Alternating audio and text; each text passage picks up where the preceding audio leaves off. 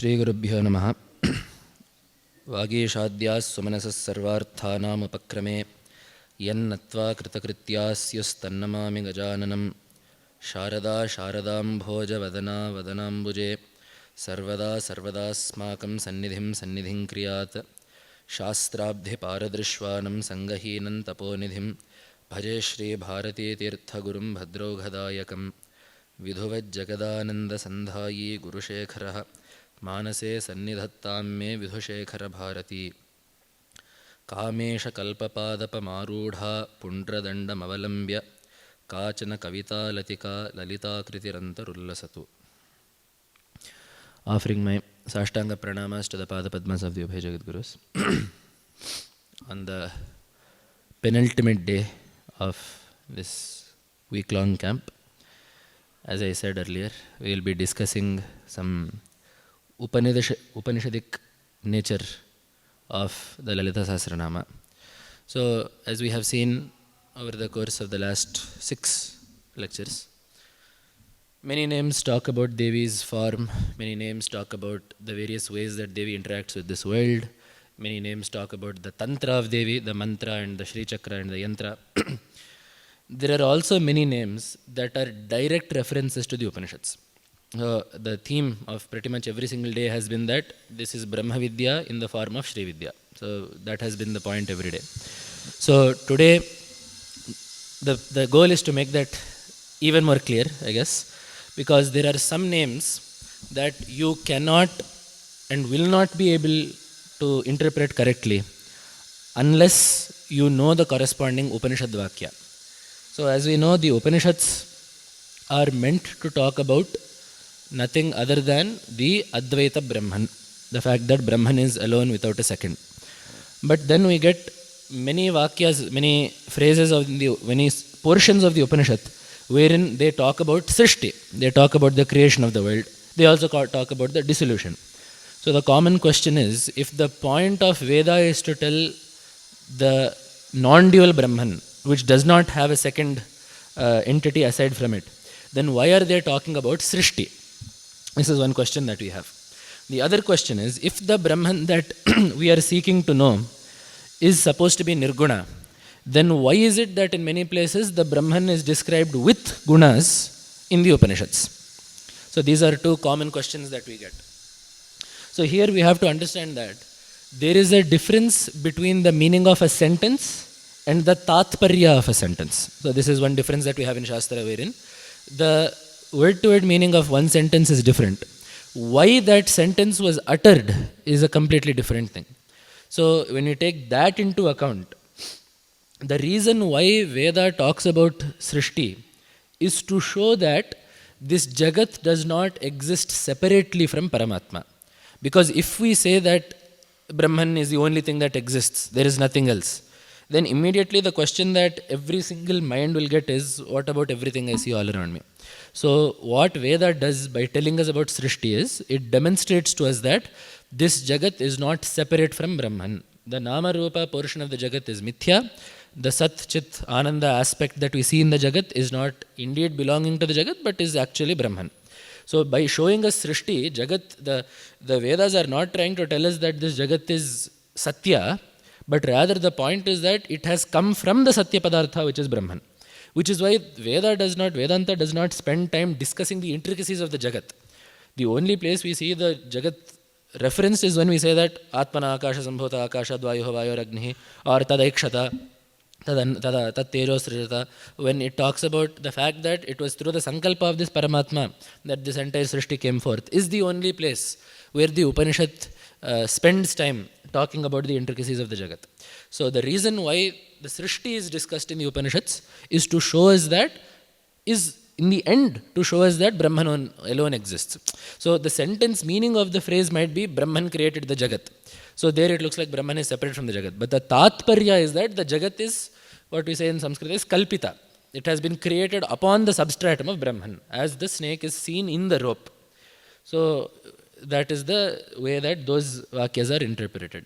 Then the second part is, we have this concept of the Nirguna Brahman is what the Upanishads are trying to tell us. And we see that in many places. Yattad adreshyam, agrahyam, agotram, varnam, achakshushrotam, apanipadam. All of these things wherein it says it is not this, not this, not this. So when we say that the Upanishads are meant to tell us the Nirguna Brahman, why then are there certain statements that ascribe certain qualities to it? For example, yes sarvagnya sarvavit, sarvajñatva, sarvavitva, knowing everything. These are all omniscience. These are all qualities that are ascribed to the Brahman. So, if the point is to teach us about Nirguna Brahman, then why are certain portions there wherein qualities are told? A simple answer is that, which we have discussed before, is that obviously the Nirguna Brahman is not readily available to know. The only way you can meditate or contemplate upon something is if you do ascribe some qualities to it. So, and then once again, rather than ascribe random qualities to it, what we do is we ascribe qualities to this Brahman that are seen in the relationship that Brahman has with the Jagat. So as we see that there is one relationship that Brahman has with the Jagat, there is also the nature of Brahman bereft of the Jagat. Just as I think we said yesterday, there is a father. He is a father with regards to the son. But besides his relationship with the son aside, there is also a nature that the father has on his own. So in the same way, we can define Brahman in a very relative way based on the Jagat. And then if you keep the Jagat aside, you can also define what Brahman is on its own. So because Brahman on its own is such an abstract concept, right? The concept of pure existence, being, pure consciousness, being, pure bliss, it's very nice to say, and we can write it very easily, and we can give a nice 1 hour vakyartha also about it. But whether we properly understand it or not is a completely different question. So it is because that is so tough to grasp that it is much easier to conceive of an entity that is responsible for running this world. Right? That is why all these theistic sampradayas are so catchy. It is why if you say that Krishna is Paramatma, so think that Krishna is everything, obviously people will latch on to that. If you say that Devi is everything, people will latch on to that. It is much harder for people to stomach the fact that the entity that you think is going to save you every time that you're in trouble is actually not an entity with a name and a form. People don't like to hear this, right? It disturbs the mind. So which is why you see people they not only get agitated, but they start abusing people who say this. We hear the Mayavada, Disvada, Shankaracharya was some Rakshasa that you never see in any of the Puranas. We see that people say all of this. That is complete nonsense that comes out of them not being able to accept certain facts simply because it doesn't sit in their head. Right? These are not concepts that are very comfortable to the mind, right? And it is also not something that is very intellectually simple as well. So because that is the case of the Nirguna Paramatma, obviously we are given a Saguna Paramatma. Not to say that the Saguna Paramatma is somehow an imaginary entity. Because as we said, Brahman he takes upon Maya, which is made up of the Trigunas, to interact with this world. So it is not like we are being given a chocolate instead of a gold coin. It is the same gold coin, but we have just put it in a purse instead. It is like that. So in that sense, we have many names, we have many sections of the Upanishad that do indeed talk about the Paramatma with these gunas. So it is these portions of the Upanishads that are taken up in many Brahma Sutras as well for discussion. So the question will become, when some qualities are being told, do these qualities belong to the Jiva? Do they belong to some other thing? Or do they belong to Paramatma? Or do they belong to that is to say the Saguna Brahman? Or do they belong to the Nirguna Brahman? So such vicharas, such discussions exist in the Brahma Sutras based on the Upanishads. So the entire point of the Brahma Sutras is to do this. So the word sutra means a thread. So Bhagavatpada writes in the Bhashya that Vedanta Kusuma Grathanarthatvat Sutranam. Right? Because each statement of the Upanishad is like a flower. If the flowers are loose, they will be strewn all over the place. If you wish to have those flowers into one single nice line, you need a thread to tie them together. So those tying together of the loose flowers of the Upanishads was performed by the thread of Badarayana Maharshis, Vyasa Maharshis, Brahma Sutras. So we see in this Lalitha Sahasranama also that aside from discussing Devi as a Devata, that is to say a particular entity with a name and a form and a yantra, we do see many names that have reference to her as this Paramatma, which we have just discussed in the Nirguna and Saguna form. And we also see that in many cases there are exact sutras also taken. That is to say the Brahma Sutras are also echoed in this. Just as we say that The Srimad Bhagavata starts with the second Brahma Sutra. Janmadyasya yataha is the second Brahma Sutra. Bhagavata also Janmadyasya yataha yatonvayad yatarataschartheshu abhignaswarat tene brahmahridaya adikavaye. All of this is there. So, in the same way, there are many names here that are either direct references to the Upanishads, which discuss Devi in the manner that we have just discussed, as well as direct reference, and that too in the guise of exact words from the Brahma Sutras. So, the topic of today will be, it is perhaps not as much of a conceptual talk as the last few days were, but it will just be a straight shot, see this name, this is in the Upanishad, this name comes from the Upanishad kind of thing. So, obviously, we would be remiss if we didn't talk about, first of all, the relationship that Devis have the relation that the Upanishads have with Devi. So, as we said that the Upanishads talk about Jnana mostly, but in the middle they do also talk about Upasana here and there, which is why there are some Upanishads that are completely devoted to Upasana. So, the Dasha Upanishads that form the main material that every single darshana, whether it be Advaita, Vishishta Advaita or Dvaita, that they all rely on, are the 10 main Upanishads. Now, how do we decide that these are the 10 main, or who decided that they are the 10 main? So, it just so happens that these are the 10 that Bhagavad-pada wrote the Bhashyas for. And then the question comes, then why did Bhagavad-pada choose these? It is because it is clear that the Upanishads are meant for Jnana, not for Karma or Upasana, mainly. These 10 Upanishads are focused on the Jnana Kanda. Any reference to Karma and Upasana are only fleeting. Whereas there are other, as I said, there are other Upanishads which are meant for Upasana. For example, the Narayana Atharvashirsha Upanishad, or in Sri Vidya, the Bhavana Upanishad or the Bahpracha Upanishad. Then also for the Shaivas, you have the Jabala Upanishad or the Sharabha Upanishad. So all of these Upanishads, you will not find very much Jnana Kanda in it. It will mostly be talking about Upasana of the Saguna Paramatma. So the difference though is these 10 Upanishads mainly deal with the Jnana Kanda. Besides these, there are also other Upanishads, the Kaushitaka Upanishad. There are other Upanishads also that the Amrita Bindu Upanishad. There are other Upanishads that are also focused on the Jnana Kanda. But these 10 form the main crux of what the Upanishads wish to convey. So when this is the case, Devi is not only the subject material of the Sri Vidya Upasana Upanishads, but she is also the subject material of the main Upanishads which form the basis of the Jnana Kanda, which is why we get the name Sarvopanishad Udghushta. This is the name that we get. She is proclaimed. So what is a proclamation? So before a proclamation is issued by a king, there are many things that go on in the background. The king will sit, he will talk with his ministers, he will decide what to do, he will see what to do, he will see what is best to do right now. And in the end, the final decision that he has taken, right, the final whatever he wishes to implement, as well as the final decision that he has taken, is set forth as a ghoshana, as a proclamation. So, the Upanishads, as I said, talk about many things, mainly Jnana. But the final declaration is that of Devi's true nature, which is, of course, the Aham Brahmasmi, Tattvamasi, Ayam Atma Brahma, all these Jnana statements. And then there are two more names, very interestingly. Shruti Simanta Sinduri Krita Padabja Dholika Sakalagama Sandoha Shukti Samputa Moktika. These two names come back to back. So, the first name is saying that the Upanishads, the word Upanishad is a Strilinga Shabda in Sanskrita. It occurs in the Strilinga.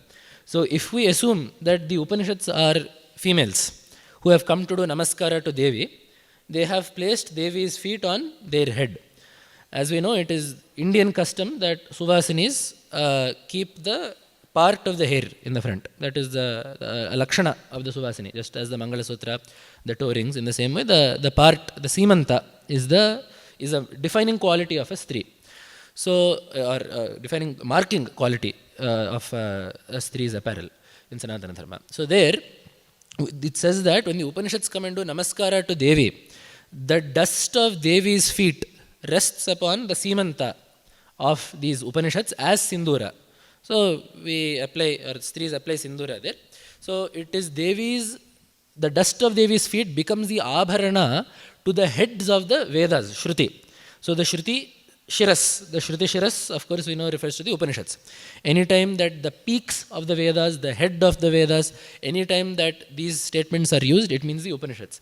Peak because it is the highest teaching of the Vedas. Shiras because just as the head is the life of a human, right? We can see people living without a hand or without a leg. I have never seen anyone living without a head till date. So in the same way, the head is the life of the Purusha. So in the same way, the life breath of Veda, why Veda even exists and why Veda is useful in the end, the final purpose of Veda is the Upanishads, which is why Upanishads are called the heads of the Vedas or the Shiras of the Veda. So Devi, the dust of Devi's feet is on that. So first of all, this is very beautiful poetry. But second of all, the nature of the relationship of Paramatma and the Upanishads is very nicely brought out here. So first of all, Paramatma is told through the Upanishads. That is there here. The other thing is that it is not Devi that is found on the heads of the Upanishads. It is the dust of Devi's feet that is found. Which is to say that Devi is not, when I say Devi, just substitute in your head that Parabrahma, that Devi is not conveyed completely in the Upanishads. Because indeed the Upanishads themselves say, right, yato vacho nivartante aprapya manasa saha. The words do not, words are incapable of describing this Paramatma completely. Yad vacha anabhyutitam yena vag abhyudyate. That which cannot be told through speech, but that due to which speech can be spoken. Right? Only if you have Chaitanya within, you can speak. We talked about the nature of speech yesterday. So only from Chaitanya that speech can come. But the reverse is that those words are incapable of properly describing what that Chaitanya's true form actually is. So such names we find. So it is only the dust of Devi's feet that is found in the heads of the Upanishads, not Devi's Swarupa in itself. So such names are there. Then of course, Sakalagam Sandoha Shukti Samputa Muktika. Those that follow the Nigamas are called the Agamas. That is to say, all the Shastras, including the Tantras. So those also are talking about Devi alone. So such names we have. Now, if we get into the subject material, when you say Sarvopanishad Udgushta, this is a direct reference to one Veda mantra that is very important called, wherein the Upanishad says, Tantva Upanishadam Purusham Prichhami. The seeker asks that, I seek to know that entity that is Upanishada. So the way that the Bhashya goes there is, Upanishada means that which can only be known through the Upanishads. That which, for which there is no other pramana beside the Upanishads. Right? It is not Pratyaksha. Bhagavad Pada talks about this extensively in the Shastriyanatva Adhikarana and the Samanvaya Adhikarana of the Sutras. So because there is no Rupa, it is not Pratyaksha. Because there are no gunas, it is not Pratyaksha. If there are no gunas, how can you infer anything? To infer something, you have to see something and then infer something. So you cannot infer. If Pratyaksha and Anumana are both gone, there is no chance at all for Upamana. Shabda also, so then the only pramana you have left is Shabda. That because it is a Bhava Rupa, it is an existent entity, the pramana of Anupalabdhi, which only is used to understand Abhava, that is to say non-existence. Right? So you, for example, I say that there is no pot here. So I have known the non-existence of a pot here. So the pramana, the means of knowing that allows me to grasp this is called Anupalabdhi. But because Brahman is an existent entity and not a non-existent Padartha, Anupalabdhi does not work. So in this way, there is no other pramana that can teach us about Brahman except for Shabda. There too, the only Shabda, the only words that can teach us about Brahman are the Upanishads. So in this way, we arrive at the fact that Upanishads are the only pramana to tell us about the Nirguna Parabrahman. So then we just got the question. So then you have just said that you cannot tell it through speech. Right? We just said it cannot be told through speech. And now we are saying that the words of the Upanishads are the only refuge to know this Brahman. We will discuss this when we talk about Tatpada Lakshyartha. So this solution I will give there. So now if we come to some particular names, there is one name that is called, that we all know, Vishwagrasa, Vidramabha Vaishnavi Vishnurupini. So this name Vishwagrasa itself is a direct reference to an Upanishad. So Vishwagrasa, the word Vishwa means the Jagat. Not only the Jagat, but the word Vishwa in Sanskrita can be used in two ways. It can be used as a noun as well as a pronoun. When it is used as a noun, it means the universe. When it is used as a pronoun, it means everything. That is why Vishve, if you say Vishwam, that means the Jagat. If you say Vishve in Bahuvachana, it means everyone. So Vishwagrasa means she who eats everything. Right? So one name is there for Agni, Sarvabhakshaka. He will burn and swallow whatever is in front of him. That is not what we are talking about here. So there is one mantra in the Upanishads. Yasya brahmacha kshatrancha ubhe bhavata odanaha mrityur yasyopasechanam ka ittha veda yatra saha. So here the Upanishad says, there is one entity for whom Brahmanas and Kshatriyas are the food.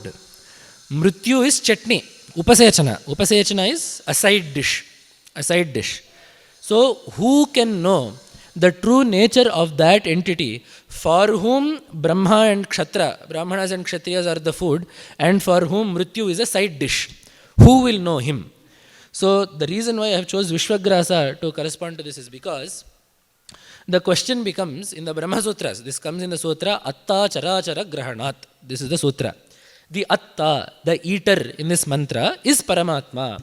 Why? Charachara Grahanat. Because what is being discussed here encompasses the Chara and Achara Jagat. So now the Purva Paksha in this sutra is that the Brahma Kshatra Odana, he who enjoys the Brahma and Kshatra, can also be a human. Because eating refers to enjoying something. It can also refer to enjoying something, not just destroying something, but it can also refer to eating something. That is why we have the word bhoga. Bhunkte means to eat. From that only we get the word bhoga, something that is experienced. So we all experience Brahmanas and Kshatriyas and all such other people as well every day. Right? We talk to them, we see them, we get something from them, we give something to them. So why can this mantra not refer to the jiva? Is the Purva Paksha. The Siddhanta, the response is that it cannot refer to the jiva because the word Brahma and Kshatra here do not refer to only Brahmanas and Kshatriyas, but it actually refers to the Charachara, that is the Charachara Grahana. So because the word Brahma and Kshatra in this Veda mantra do not refer to only Brahmanas and Kshatriyas, but because it refers to the movable and immovable cosmos in its entirety, this cannot be a simple jiva who enjoys certain individuals. It has to be the Brahman who swallows everything. And the reason becomes then that because the jiva can perhaps, the first part you can apply it to the jiva wherein he enjoys Brahmanas and Kshatriyas, but the Mrityuryasyopasecanam, he for whom Mrityu itself is a side dish, this cannot be applied to the jiva. So therefore the only way that this can happen is if you take it to be Paramatma, and then the Brahmana and Kshatriya statement has to be taken to mean the entire Jagat. So then why did Mrityu come in the middle?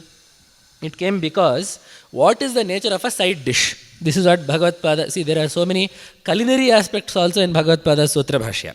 So what is the nature of chutney? This is one topic that is there in Bhagavad Pada's Brahma Sutra Bhashya. It is a very nice text for that reason. So what is the nature of a side dish? It itself is eaten and due to it other things are eaten. Right? If you are eating some dosa, you will not, you can eat the dosa on its own, but the dosa is eaten through chutney. Because chutney is there, dosa will go down very easily. Or some podi will be there, you will eat dosa very easily. So in the same way, when Brahman performs laya of this Jagat, through Mrityu all the beings go. And then Mrityu itself also goes. So to show this nature that Brahman affects the laya of the entire Jagat through Mrityu, and then it is not like Mrityu is left and it and Brahman are then watching a movie together later. Mrityu also goes. So to show this nature that Brahman uses Mrityu to dissolve the Jagat and then dissolves Mrityu also into it, it is shown that Brahma and Kshatra and the rest of the Jagat as well are the food of Brahman. The side dish through which this food is eaten is Mrityu. So that is why this Charachara Grahana, that is why Bhagavad Pada points out that this mantra talks about Brahman because everything, the Chara and Achara Jagat is swallowed by that Paramatma is what the sutra is telling. That is exactly what this name is telling. Vishwagrasa, Vishve. Everything is her grasa, it is her food. So that same Veda mantra is being echoed here. One more name, Guhamba. There is one name, Guhamba Guhyakaradhya. So Guhyakaradhya, Guhyakas are Yakshas, she who is worshipped by Yakshas. This name Guhamba, actually on face value also it will be very simple. Guha, we have seen Guru Guha, all of those names are there. The Subramanya is Guha. She is the mother of Subramanya, so she is Guhamba. Actually, Parvati Devi is Guha's mother on a sheer technicality. Right? We say that in the sports matches, if one player retires, the other person wins by default. So in the same way, Devi is Subramania's mother by default, kind of. Because she never actually, Ganapati at least she created and gave birth to. Subramanya, she had little to nothing to do with the birth of Subramanya. Shiva came, the Veerya actually came out, it fell out, it did not go into Devi. Then Agni takes it up, that goes into Ganga, it goes into Ganga, then Ganga deposits that embryo on the banks of the Ganga, wherein the Shara, that grass is there. Then the amniotic sac is there, so the infant goes there and the amniotic sac goes and falls on the ground. Then from that all these metals such as gold and silver all come. So all of this is a very complicated story in which Parvati Devi is barely there. So that being said, she is still Guhamba because Subramanya is the sum total of Shiva and Shakti. That is why he has 6 faces total. 5 of Shiva, 1 of Devi. Those combined are the 6. So this meaning of Guhamba aside, Bhaskara Raya, very nice, the genius of Bhaskara Raya, we will really appreciate that he pinpoints the perfect Vedavakya that shows something.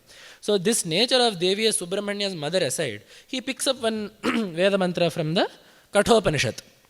Ritam pibantau sukritasya loke guham pravishtau parame parardhe chayatapau brahmavido vadanti trinachaketa. So that is the mantra there. So this mantra is yet again one more mantra that we are eternally grateful to Bhagavatpada for, because otherwise we will not understand anything. Sukritasya loke, in the world of the Punyatmas, Ritam pibantau, 2 people are drinking truth. Guham pravishtau, they have entered one cave together. Parame parardhe, they are somewhere in some other place that we don't know about. Chaya tapau, what are these 2? It is sun and shade. Brahmavido vadanti. Brahmajnanis know about this. What this means is completely unintelligible. But very nicely, taking the previous mantra and the later mantras into account, Bhagavatpada very nicely opens up this mantra and shows us that Ritam refers to something that lasts. That is to say the karma phala. Because the karma phala lasts until you experience it. This is not the Rita that we speak about in the higher sense, but it is a very worldly sense. That here Rita refers to the phala of the karma phala. What is this the phala of? Sukritasya phala. That karma which has been sukrita, done with all the abhimana and the kartritva abhimana of the jiva. It is sukrita because the jiva has done it with the firm belief that I am doing it, which is why he is getting the phala later. So sukritasya ritam loke, the word loka here refers to the sharira, because loka means anything that is the object of perception. The sharira is the main object of perception for the jiva, which is why the kshetrajna, the kshetra is the body, etadyo veti, he who knows the kshetra is the kshetrajna, the jiva. So the main object of knowledge that the jiva has is the body. After that, secondarily, the rest of the jagat. But the main thing that the jiva experiences day in and day out is his body. So the word loka here refers to the body. So there is one person in the body who is experiencing the karma phalas. Pibantau, drinking. Now we have one more question. Clearly if we say that one entity is the jiva, the other entity has to be Paramatma. So this is indeed talking about the jiva and the Paramatma. Now the jiva may be experiencing the karma phala, but Paramatma does not experience any karma phala. So here Bhagavatpada very nicely writes, Jivaha pibati, Paramatma payayati. The jiva drinks, the Paramatma makes him drink. Both of this can be referred to as drinking together. Just as we see that the daughter will be cooking, the child will be cooking. The mother will be in the kitchen as the director. She will be telling you cook this, put that later. You come and ask the father what is happening. They are cooking. Who is cooking? The daughter is cooking. The mother is making her cook. In the same way, Jiva is experiencing the karma phala. Paramatma is giving him the karma phala to experience. So in that sense, it can be said that they are experiencing. Pibantau. And then, where do they exist when they experience this? Guham pravishtau. They exist in a guha. Guha refers to anything that is concealed. Right. So here the guha refers to the buddhi. The guha refers to the buddhi because it is in the buddhi. Because as we said, what is the jiva? The jiva is the chaitanya as defined by the limits of the antahkarana. So in essence, it is the antahkarana that is actually experiencing all of this. So the experience of the jiva is in the buddhi. And in the same way, Paramatma of course is sarvavyapi. So he himself is present in a certain way in the buddhi. The other thing is it is also Paramatma who directs the buddhi from within. Right? Ishvara sarvabhutanam hridya shariram tishtati brahmayan sarvabhutani. It is Paramatma who, taking upon a specific form within, is the antaryami of the jiva who directs the buddhi of the jiva. So in that sense also Paramatma is within the buddhi. So that Paramatma who gives the karma phala to the jiva, as well as the jiva who experiences the karma phala, both of these are situated in this way within the buddhi. And they are chaya tapo. Just as chaya and atapa, that is to say sunlight, just as shade and sunlight are of differing properties, right? They are of opposite properties. In the same way, the jiva and Paramatma are also of opposite properties, in the sense that Paramatma is not bound by samsara, the jiva is bound by samsara. This is what this Veda mantra means. And Bhagavad Pada has very nicely brought this out in the Katha Upanishad Bhashya. And this also forms the topic of a Brahmasutra. Guham pravishtavat manav hi taddarshanat. This is one Brahmasutra. The Atmas have entered the Guha because it is said so. So we don't have to discuss the particularities there. But here again we see that Bhaskaracharya has very nicely brought in one Upanishad mantra and a Brahmasutra also to show that Guhamba is not just the mother of Guha, but she is the Amba who is situated within the Guha. She is that Parameshwara who is situated within the Guha of the mind, who gives out the karma phala to the jiva. So this is one more name that is there. Then we also have one more name. Swatmananda lavibhuta brahmadhyananda santatihi. Devi is of the nature of Ananda. The Ananda of Brahma and all the other jivas, Brahmadhyananda. So Brahma has the most Ananda out of all the jivas. Brahma here means the Hiranyagarbha. Not the Srishtikarta Chaturmukha Brahma, but this is the Hiranyagarbha. So that Brahma onwards, so Brahma, Prajapati, Indra, Gandharvas, Devatas, humans, all of these Anandas are fractions of fractions. Lava is a minuscule portion of her actual Ananda. As we know, this forms the main portion of the Ananda Mimamsa that we find in the Taittiriya Upanishad. So, just as we have a scale to measure everything, right? Distance, meters and centimeters, MKS, right? So, one is meters, weight is measured, mass is measured in kilograms, time is in seconds. In all, we have meters, we have units for measuring everything. So, what are the units to measure Ananda? There, we will start one Mimamsa, says the Upanishad, and it starts. So, what is the most silly, minuscule entity that Upanishad could find are the humans out of everyone else in the Srishti. So, we start there. So, what is the ultimate Ananda that a human can experience? Yuva Syat. First of all, he has to be in the prime of his youth. Sadhu, he is a good person. Yuvadhyayakaha, he is also well read. Ashishto, Drishishto, Balishtaha. His mind and body are both firm. Some people will have a strong body, but the second something happens, that's it. They'll start crying, lamenting their fate. Everything is over. That will not give you Ananda. If you wish to be happy, even in the most worldly sense, actually we can take this Upanishad Vakya in one more way, that forget about the end topic that Brahmananda is many folds greater than this. First of all, Upanishad is telling us what to have to be happy now. So youth, make sure you make good use of that. Sadhu, make sure that you are virtuous, because it is a fact that people who are virtuous have way more peace of mind than those people who are not. So if you want to be happy, you have to be sadhu. Then adhyayakaha, you have to be well read. Knowledge is always more satisfying than ignorance. Then ashishto, drishishto, balishtaha, make sure that your body is firm and your mind is also firm. So basically, in one sense, it is telling us that this is what one human can experience. Brahmananda is much better than that, so try to get that instead of this. But if we wish to draw a worldly moral also out of this, Upanishad is telling us what to take in, such that even in a worldly sense we can be happy. So for such a person, tasyayam prithvi sarvavittasya purna syat. Let us say that the earth, replete with all the riches therein, is under his dominion. This is Eko Manusha Anandaha. This is one unit of a Manusha Ananda. Then from there it's 100 of this is a Gandharva Ananda. Then there are two Devatas, Karma Devas and actual Ajanajana Devas. So Karma Devas are people who have attained Devatva through Karma. Ajanajana Devas are people who are Devatas by virtue of their birth itself. So this division, then 100-fold of that is Indra, 100-fold of that is Brahaspati, 100-fold of that, it will eventually go to Hiranyagarbha. That is the Brahmananda, and all of this is obtained by Shrotriyasya cha kamahatasya. A Shrotriya, someone who follows Veda to the dot, understands this Veda Tattva, and also does not have any kama. When will you not have any kama? When you know that there is nothing else that you want besides what you already have, which is the Atma Padartha. So a Jnani will be attaining all of these Anandas. This is told wherein that Brahmananda, that final Brahmananda, is the main Ananda. Out of this, everything else is a fraction. So that is the Swatmananda Lavibhuta Brahmadhyananda Santatihi. And of course, we have one more Vedavakya. Asyaiva Anandasyam Anyani Bhutrani Matram Upajivanti.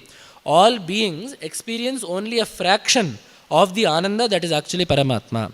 So this Upanishad Vakya has been brought out for Swatmananda Lavibhuta Brahmadhyananda Santatihi. Then one more name is there, Prachanda. This is there. Prachanda. What does this mean? Chedi Kope. The Dhatu Ched means Kopa, anger. That is why Devi as Durga is called Chandi. It is her fierce form that she has taken to kill the Rakshasas, such as, although Chandamunda are only killed in the third story of Devi Mahatmya, still the Durga of the second story as well as the Yoga Maya of the first story are also considered Chandi only. So it is this Chandi that is Devi's angry form that she takes to destroy Rakshasas. So in that sense she is Prachanda. But here Bhaskara Raya takes up a different Vedavakya. So anger is used, when does Paramatma, see, if we get angry, it is because we did not get our paycheck or our son did not listen to us or we failed some exam. That is the cause for our anger. What cause does Paramatma have for anger? Right? Why should Paramatma get angry at all? So in the very Laukika sense, we can say that, for example, in the case of just Chandi Saptashati, Devi got angry when people transgress dharma and she kills them. But there also, that is also an enacted anger. Because we see that in the Chandi Saptashati itself, in the second story, when the Devatas do Stuti of Devi after Mahishasura, they very clearly say that you are only pretending to be angry. We know that you are not actually angry. Because if you are actually angry, seeing you itself, Mahisha should have gone. The fact that he was still able to fight seeing you means that you are not actually angry, you just wanted to do some leela. And then they say one more thing. You are capable of killing them through your sankalpa itself. The fact yet prahinoshi shastram, the fact that you are using your ayudhas is to show that you want to give them a veera marana in battle. Because those people who get a veera marana in battle will get sadgati. So it is not even that you are angry at them, they have to be removed. Might as well give them also sadgati at the same time. So the Devatas say in the stuti that it is clear that you are not actually angry. Okay, fine, this is a stuti. That aside, we get one more statement of this nature in Bhagavata. So in the Saptama Skandha, wherein Prahlada and the Narasimha come, there Shishupala is killed, and then Yudhishthira gets one doubt that first of all, why does Paramatma kill these Rakshasas? If he is this Sarvasama, no Ragadvesha Padartha that you have been telling me about now, then why does, so Yudhishthira gets this question and Parikshit obviously also has this question, that why does he kill people? The simple answer is that he does not actually have any anger. His job is to protect dharma. For that, Dushta Shikshana and Shishta Rakshana are his duties. So he does it with no attachment. So Krodha, or for that matter any love that he shows, are only enacted.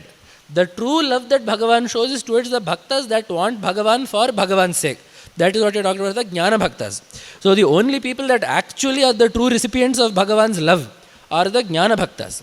For everyone else, it is purely transactional simply because they have not understood Paramatma.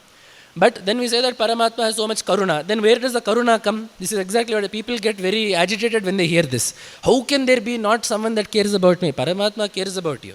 That is why this entire jagat has been given. That is why the entire system of dharma and adharma has been put. That is why Paramatma has said, do dharma, you will get sukha. I will even give you a textbook that tells you how to get this dharma, how to get the sukha through dharma.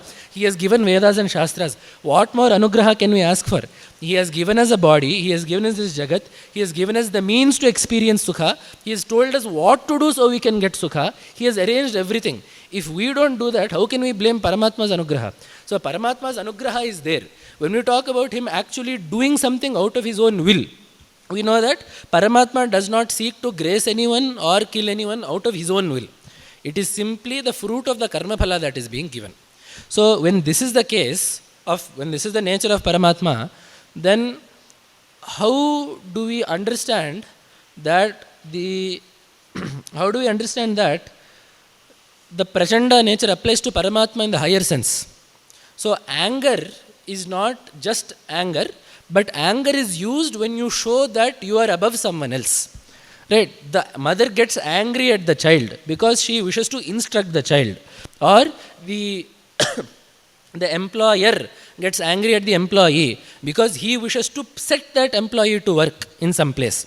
So anger is used when one person wishes to force someone else into doing something.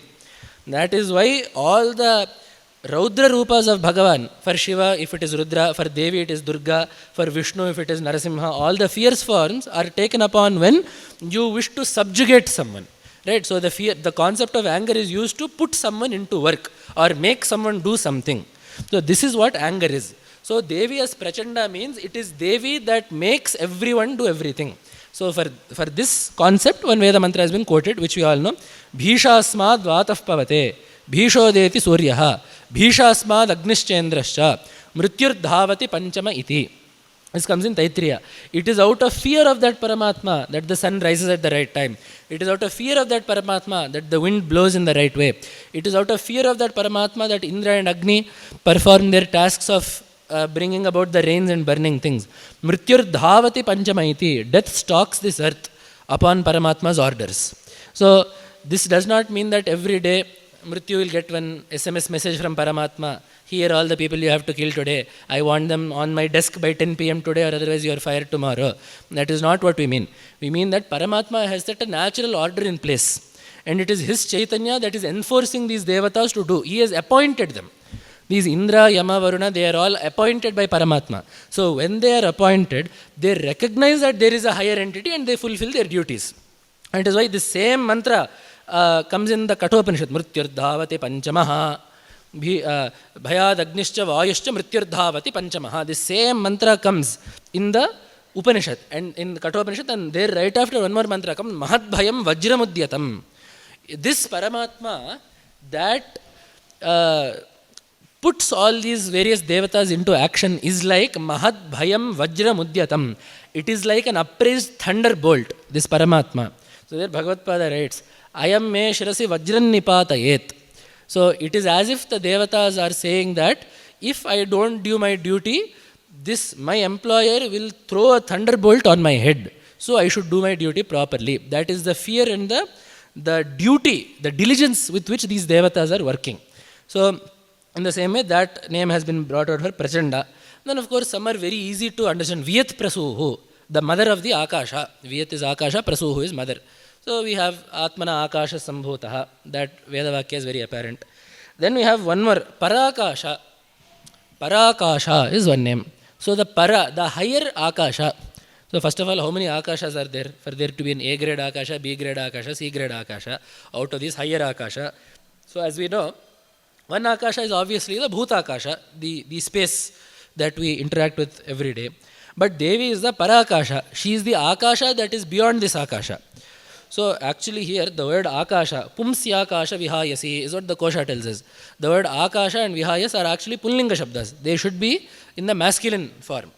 So it should be Akasha. Of course the Tarkikas who care little for the rules of Vyakarana in many places, they use Akasham in Napumsakalinga. Okay, that also we can understand. Here the word Akasha has been used as Strilinga.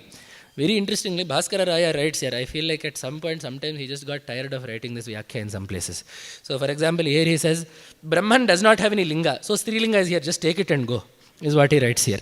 Anyhow, we are talking about Paramatma who does not have a linga. Nastri, Napuman comes in the Upanishad. So some linga is there, just take it and go. Don't ask me why the linga is here. Bhaskara Raya writes. So that aside, this Parakasha. So what is this Parakasha? So there are many places in the Upanishad wherein the word Akasha is used to refer to Paramatma. And this of course forms a very important Adhikarana of the Brahma Sutras, which is the Akasha Adhikarana. Akashastal Lingat is the Brahma Sutra. So Akasha refers to Paramatma. Why? Tal Lingat. All the signs of Paramatma, all the qualities that we would see in Paramatma are ascribed to Akasha. Therefore it follows that Akasha is not, the Bhuta Akasha is not being discussed here with the word Akasha, but it is actually Paramatma. So there, Vedavakya comes, Akasha iti hovacha, Akasha hyevaitebhyo bhutebhyo jyayan, Akasha parayanam. Evebhyo jyayan, Akasha parayanam is the Vedavakya.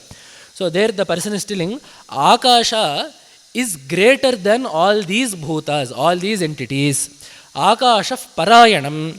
Akasha is the final resting place in which everything is resting. Parayana refers to, Ayana refers to a refuge.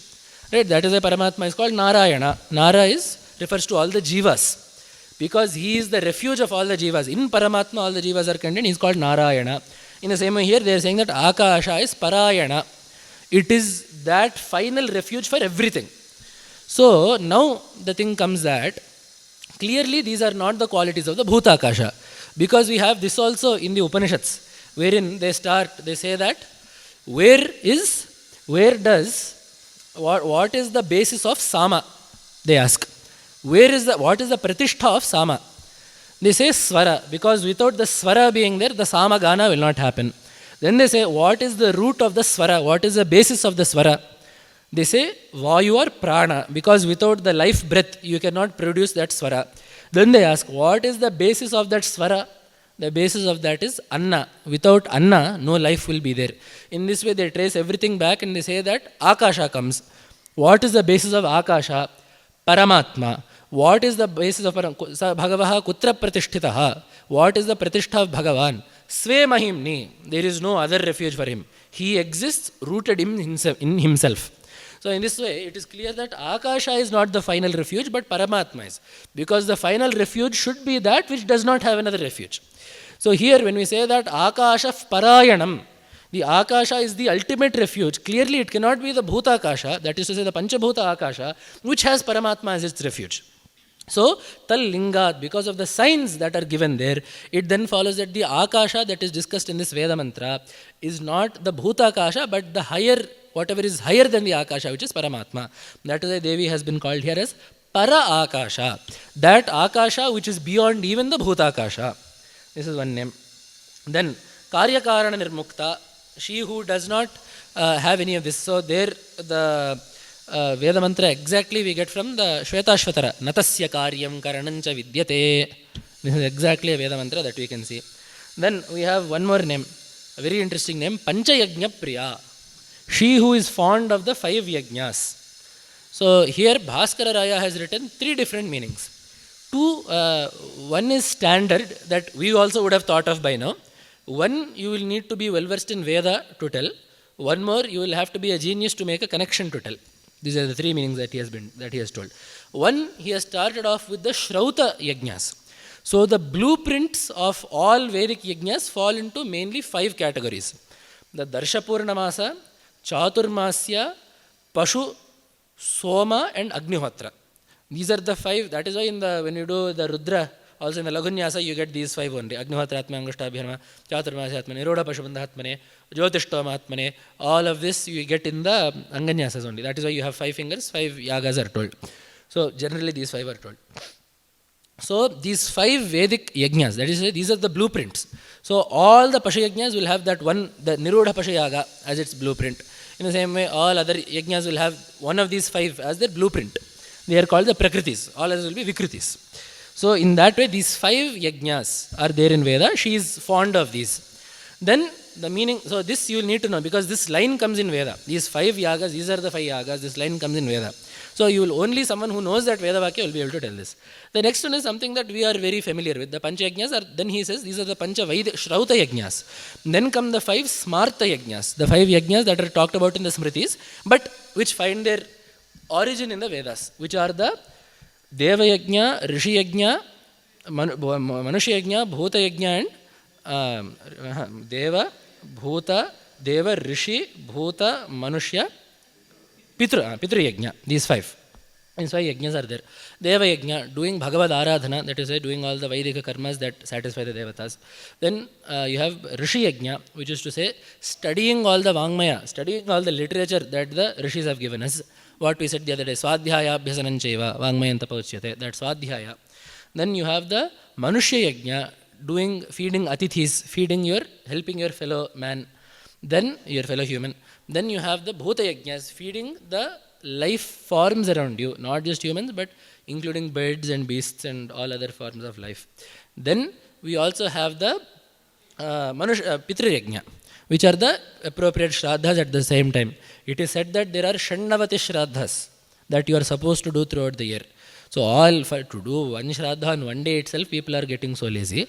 You are supposed to do Shandavati Shraddhas. So that is to say 96 will come throughout the course of the year, including Amavasya Tarpana. There itself you will get 12.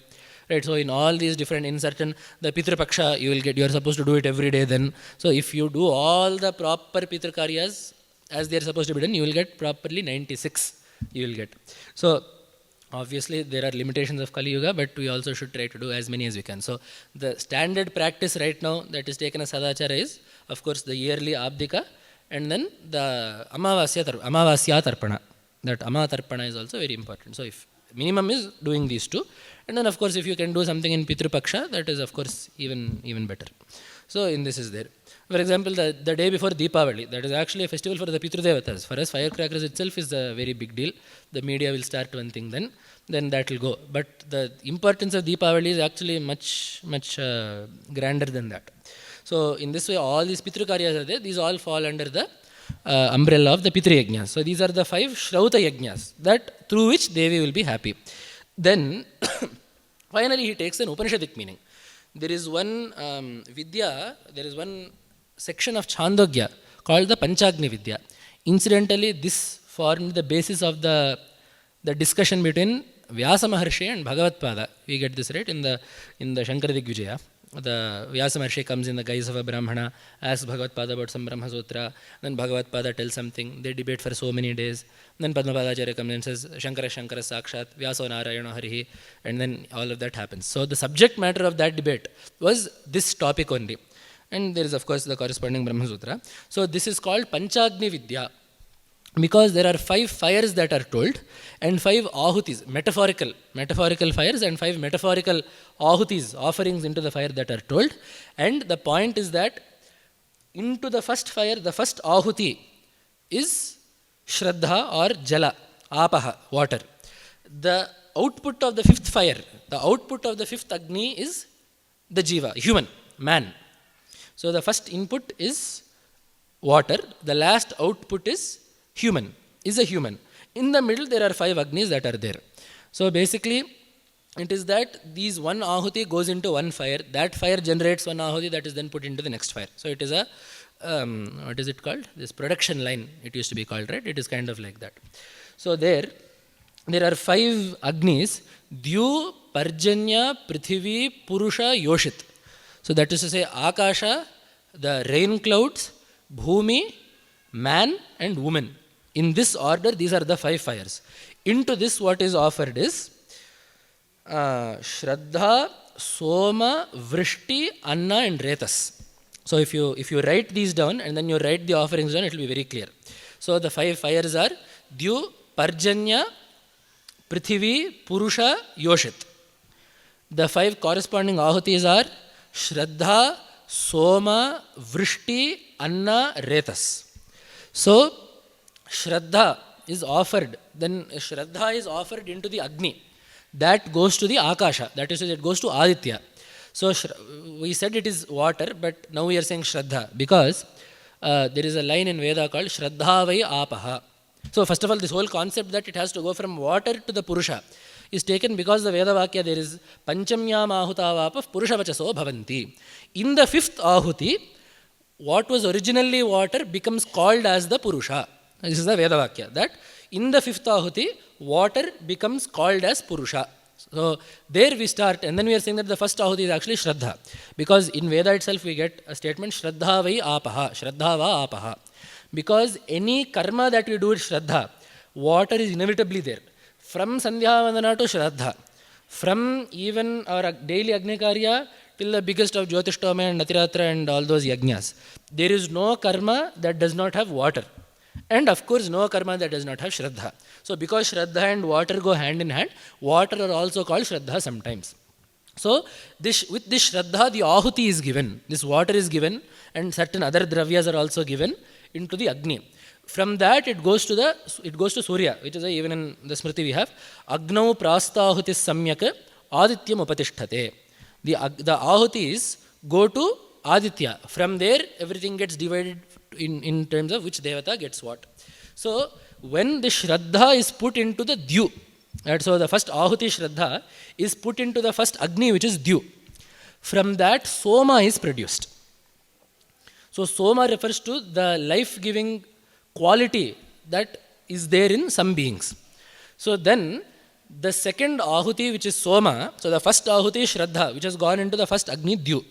The second ahuti, which is now soma, so the first agni has produced soma.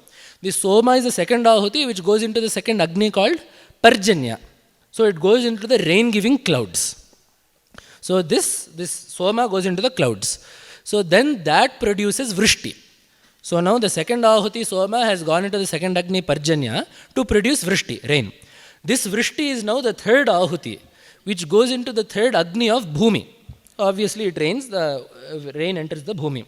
So when the third ahuti of vrishti goes into the third agni of bhumi, it produces anna, that is to say all the plant life that is edible plant life.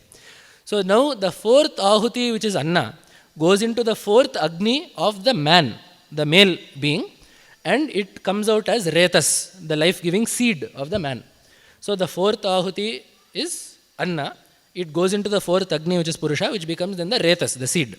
Then the fifth ahuti is now retas. The fifth agni is now the stri, the female.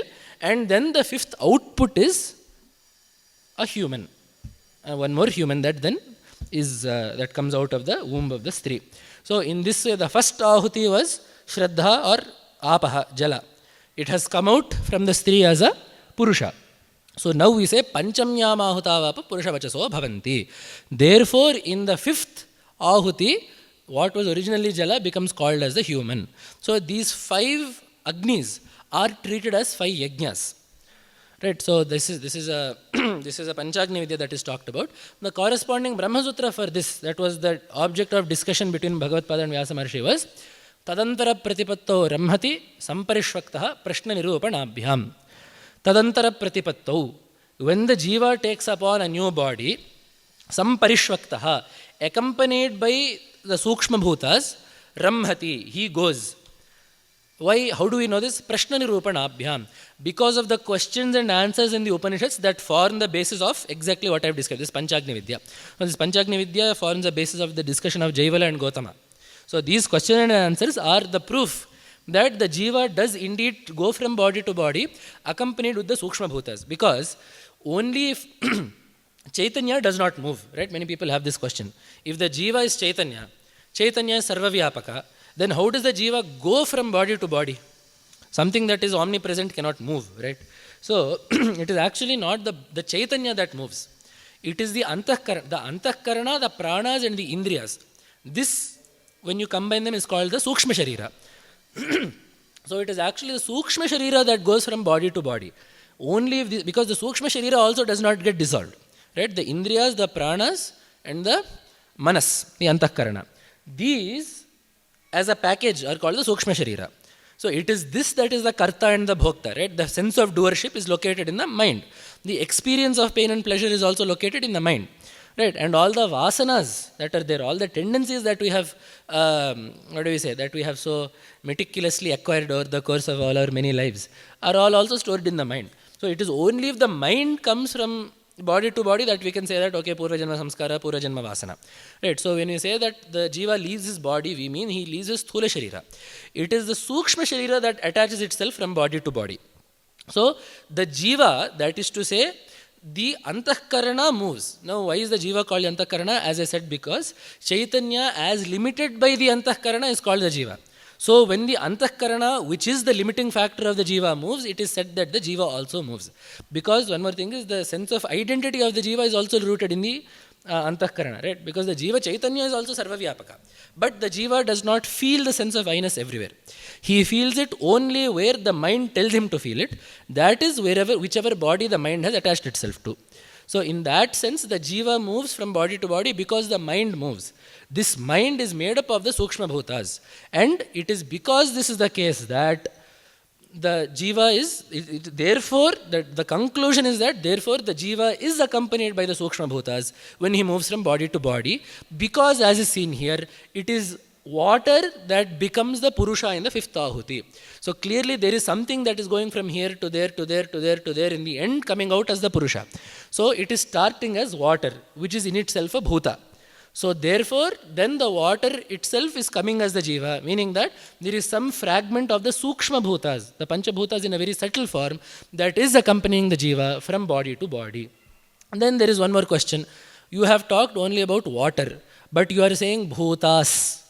Many bhutas are there. Then how is you should only tell me water. That is why the next sutra is Triyatmakatvattu bhuyastvat. Jala itself is the embodiment of three other bhutas. It is Anna, Tejas and Jala.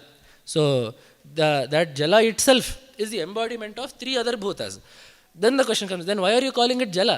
Call it these three bhutas, bhuyastvat, because the proportion of water is greater. Right? It is our clear experience every day that our body is made up of gross food, water and air.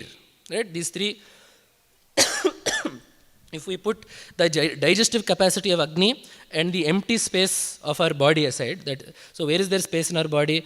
We know that atoms are 99.99% empty space. Right? The nucleus, which is a tiny portion, is the only matter that is actually there. Everything else is actually empty space.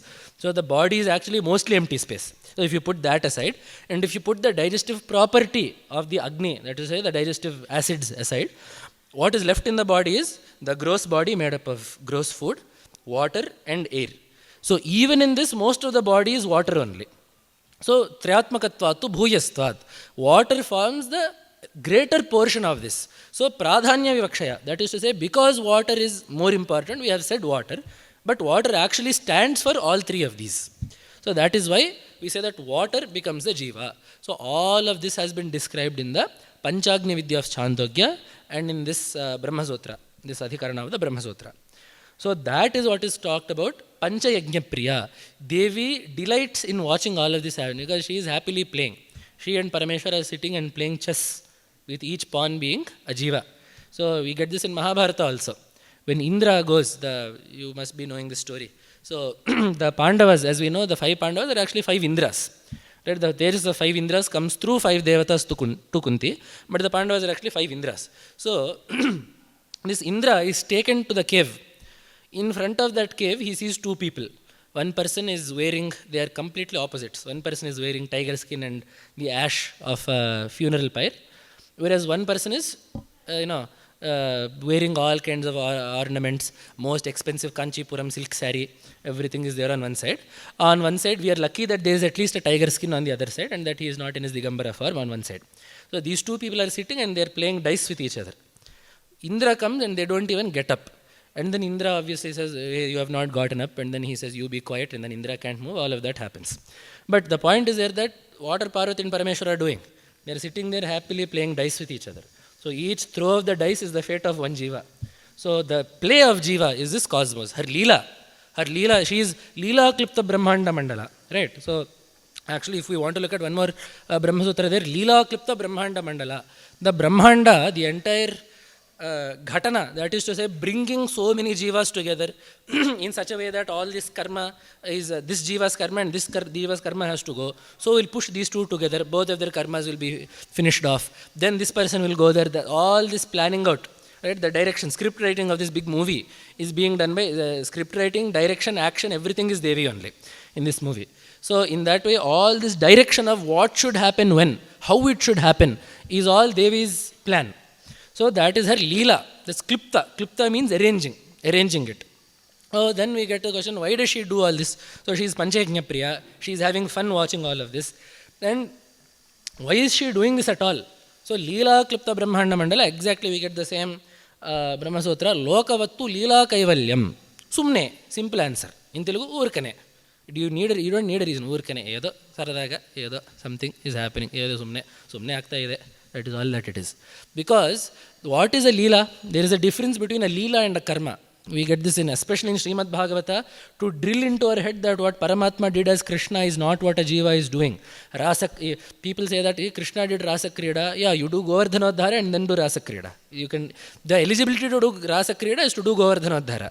If you can do that, then you can do this. Right? The point is that these are all leelas of Paramatma. They are not something that Krishna did. For example, studying under Sandipani, the way that he showed his bhakti towards his parents, all of that is an upadesha to us. But some things that Paramatma did are not at all things that we jivas can hope to replicate. Right? So that is why they are called Krishna Leelas. You don't see Krishna Karmas. Right? Krishna does not do karma. Krishna does a Leela. What is the difference between a Leela and a karma? It is very nicely told as that which you do for happiness is a karma. That which you do with happiness is a Leela. If you put it that way, it is very simple. I am not happy, but I want to do something. Or if I don't do something, I will end up not being happy, so you do something, that is a karma. So why is that called a karma? Because you have sangha towards it, right? You want something out of it. Leela is what Paramatma does. He is already nityatrupta, right? We saw that shloka the other day.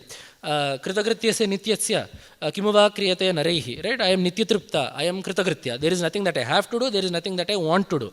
So then Paramatma does not seek to do anything, and he anyhow knows his true nature of Ananda. So he is eternally blissful, and then acts everything out, which is why even Ramavatara, right, we get the question, if Rama cried so much, I doubt any of us have ever cried as much as Rama cried in Ramayana.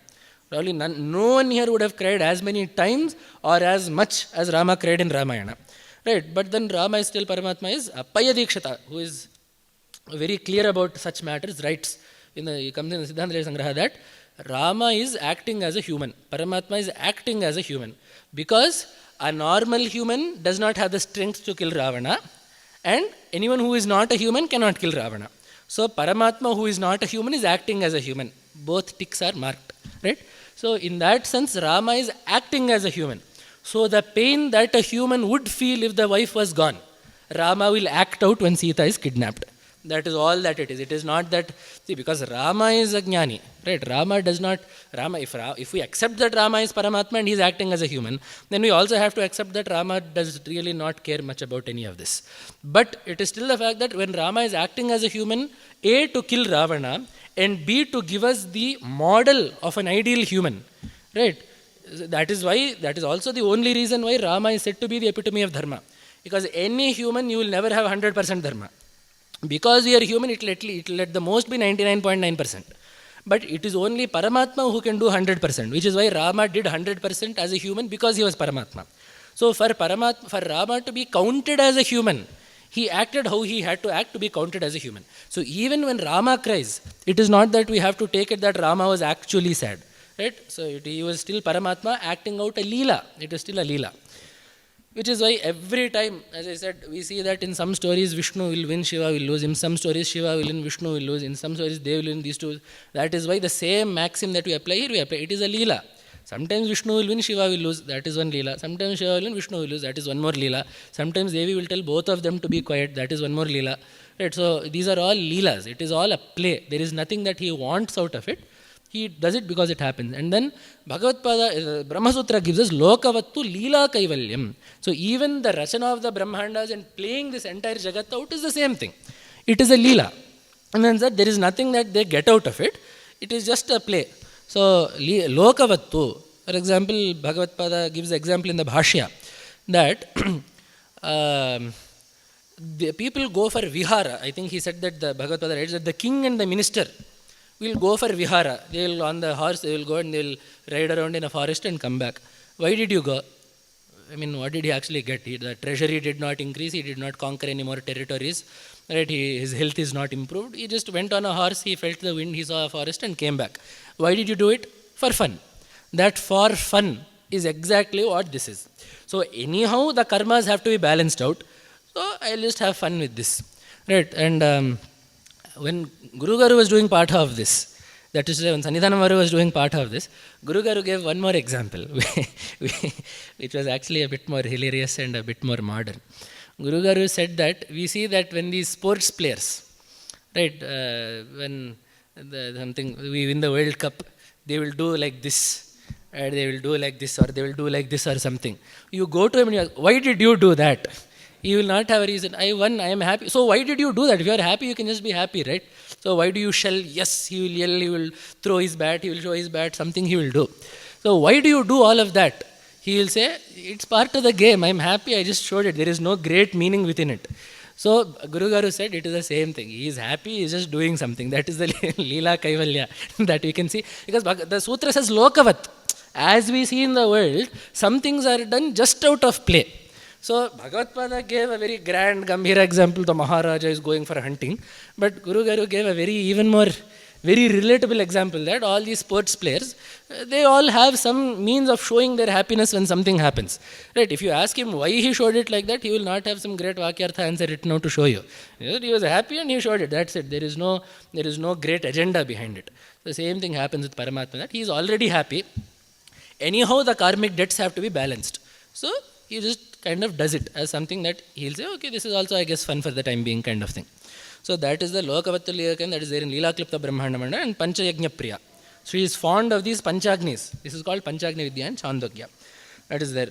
Then one more thing, Bhaskar Raya has one more thing that we have seen also, that wherever a word occurs in a Nama, that also occurs in an Upanishad. He will pick out the most apt place where that word occurs. For example, in Guhamba, the word Guha occurs in many places in Upanishad. Guha Trini Nihata Nengayanti, when talking about speech. Right, we said that the bottom three, Para, Pashyanti and Madhyama, are in a Guha. Turiyam Vacho Manushya Vadanti. It is only the fourth speech, the fourth form of Vak, the Vaikhari that people actually hear. So there also the word Guha exists. But it is still the most apt Vedavakya to reference is that one wherein Paramatma is in the Guha of the mind, giving the karma phalas to the jiva. So that is, that was a very apt place to quote the word Guha from. In the same way, the word Pashu comes in many places in Lalitā Sahasranama, most prominently in two names, Pashupasha Vimochani and Pashuloka Bhayankari. These two names come. So here we will take Pashuloka Bhayankari. Bhaskara Raya has picked the word Pashu and picked the word Bhaya perfectly. Like, I don't think you could find a better pair of Upanishadic statements that convey this name, this concept. So, Pashu, Devi causes fear to Pashus. So, as I said, any name we will be able to link it to the Saguna Rupa, and then you can link it to the higher Tattva. So, although Bhaskara Raya does not write this here, I am just telling out of my own interpretation. For example, if we wish to link this name to the physical form of Devi, Mahishasura takes so many forms while fighting Devi. He becomes an elephant, then a buffalo, then a lion. So, for all these Pashus, she was very terrifying. The meaning of this name can be this simple. But, when you are writing a bhashya for a text like this, obviously you have to think a bit higher. So there, Bhaskara Raya has picked upon one statement from the Brihadaranyaka. Anyosa vanyohamasmiti nasa veda yatha pashuhu. This is there in Brihadaranyaka. He who meditates upon a devata is different from him. He who does upasana of a devata is different from him. Anyosau anyohamasmiti. That devata is different. I am different. Nasa veda. He does not see the reality of things. Yatha pashuhu. Just like an animal is blind to reality, right? I mean, a cow or a goat will not realize the reality of what is happening around it. It will just be, there is why we call certain things animalistic, right? What is animalistic is something which does not take in the bigger or higher picture into account. So, just as a Pashu does not see the true nature of things around it, in the same way, someone who does not realize that or someone who feels that the Devata is separate and I am separate, not realizing that the Devata is of the very nature of his Atma, he also does not see reality. Again, this is not saying that these such people who do Upasana with Dvaita Bhakti are all Pashus. That is not at all the case. The difference here is the Samana Dharma. See, in any Upamana, we will have an Upamana, Upameya, Samana Dharma and Vachavachaka, Upama Vachaka Shabda. This is what has to be there for a simile. There has to be something that you are comparing, something you are comparing it to, some word that denotes comparison, like, just as, some word has to be there that denotes comparison. And the life of any Upamana is the Samana Dharma. What aspect are you taking that is common? Right? Because if we say the moon is like, the face is like the moon, clearly the face is not some thousands of miles away from the earth. So if you say the face is not that far from the earth, how can it be the moon? Or something, the moon has, the people landed on the moon. No one has landed on the face. Therefore, the face is not the moon. This is a nonsensical argument. Similes are done taking one Samana Dharma into account. One common point is taken into account, and then a simile comes. Now, the beauty comes, the more subtle the Samana Dharma is, the more subtle that commonality is, the more beautiful the Upamana becomes. Right? So, for example, Just because it is off topic, but might as well talk about it. For example, when in the Abhijnana Shakuntala, we say Upma Kalidasasya, then we have to obviously talk about Kalidasa. So in the Abhijnana Shakuntala, Kalidasa describes Dushyanta's state of mind. He is leaving the ashrama of Kanva Maharshi, he is leaving Shakuntala behind, but he has already given his heart to her. So as he leaves, he sees his flag on the chariot, the flag will also be there. He compares his mind to the flag. So obviously the beauty will be in the samana dharma that they take. So he says that Gacchati purashariram dhavati paschada samsthitan chetaha chinamshikamiva ketoho prativatam niyamanasya. He says, my body is going forward, but my mind is going back to Shakuntala. Just as a flag will be moving forward, but the banner will be going back. Right? If the chariot is moving forward, the flag will not face forward. The flag will face prativatam. So if the wind, the opposite direction of the wind, right, the flag will be carried in. So just as the chariot goes forward, but the flag faces back, in the same way, my body is going forward, but my mind is still going back to Shakuntala. So here the beauty is in the subtlety, in the sense that the vessel is going forward, but the thing inside the vessel is going back. This is the Samana Dharma.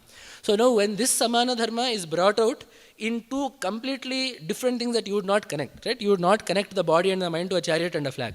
But when that happens, the simile becomes very beautiful. So here also, the Nasaveda Yatha Pashuhu is rooted in a similarity. The difference is Nasaveda, not knowing the reality of things. That is the only comparison. Just as a Pashu does not know the reality, someone who does Upasana of the Devata is different to him, also is not seeing the absolute reality.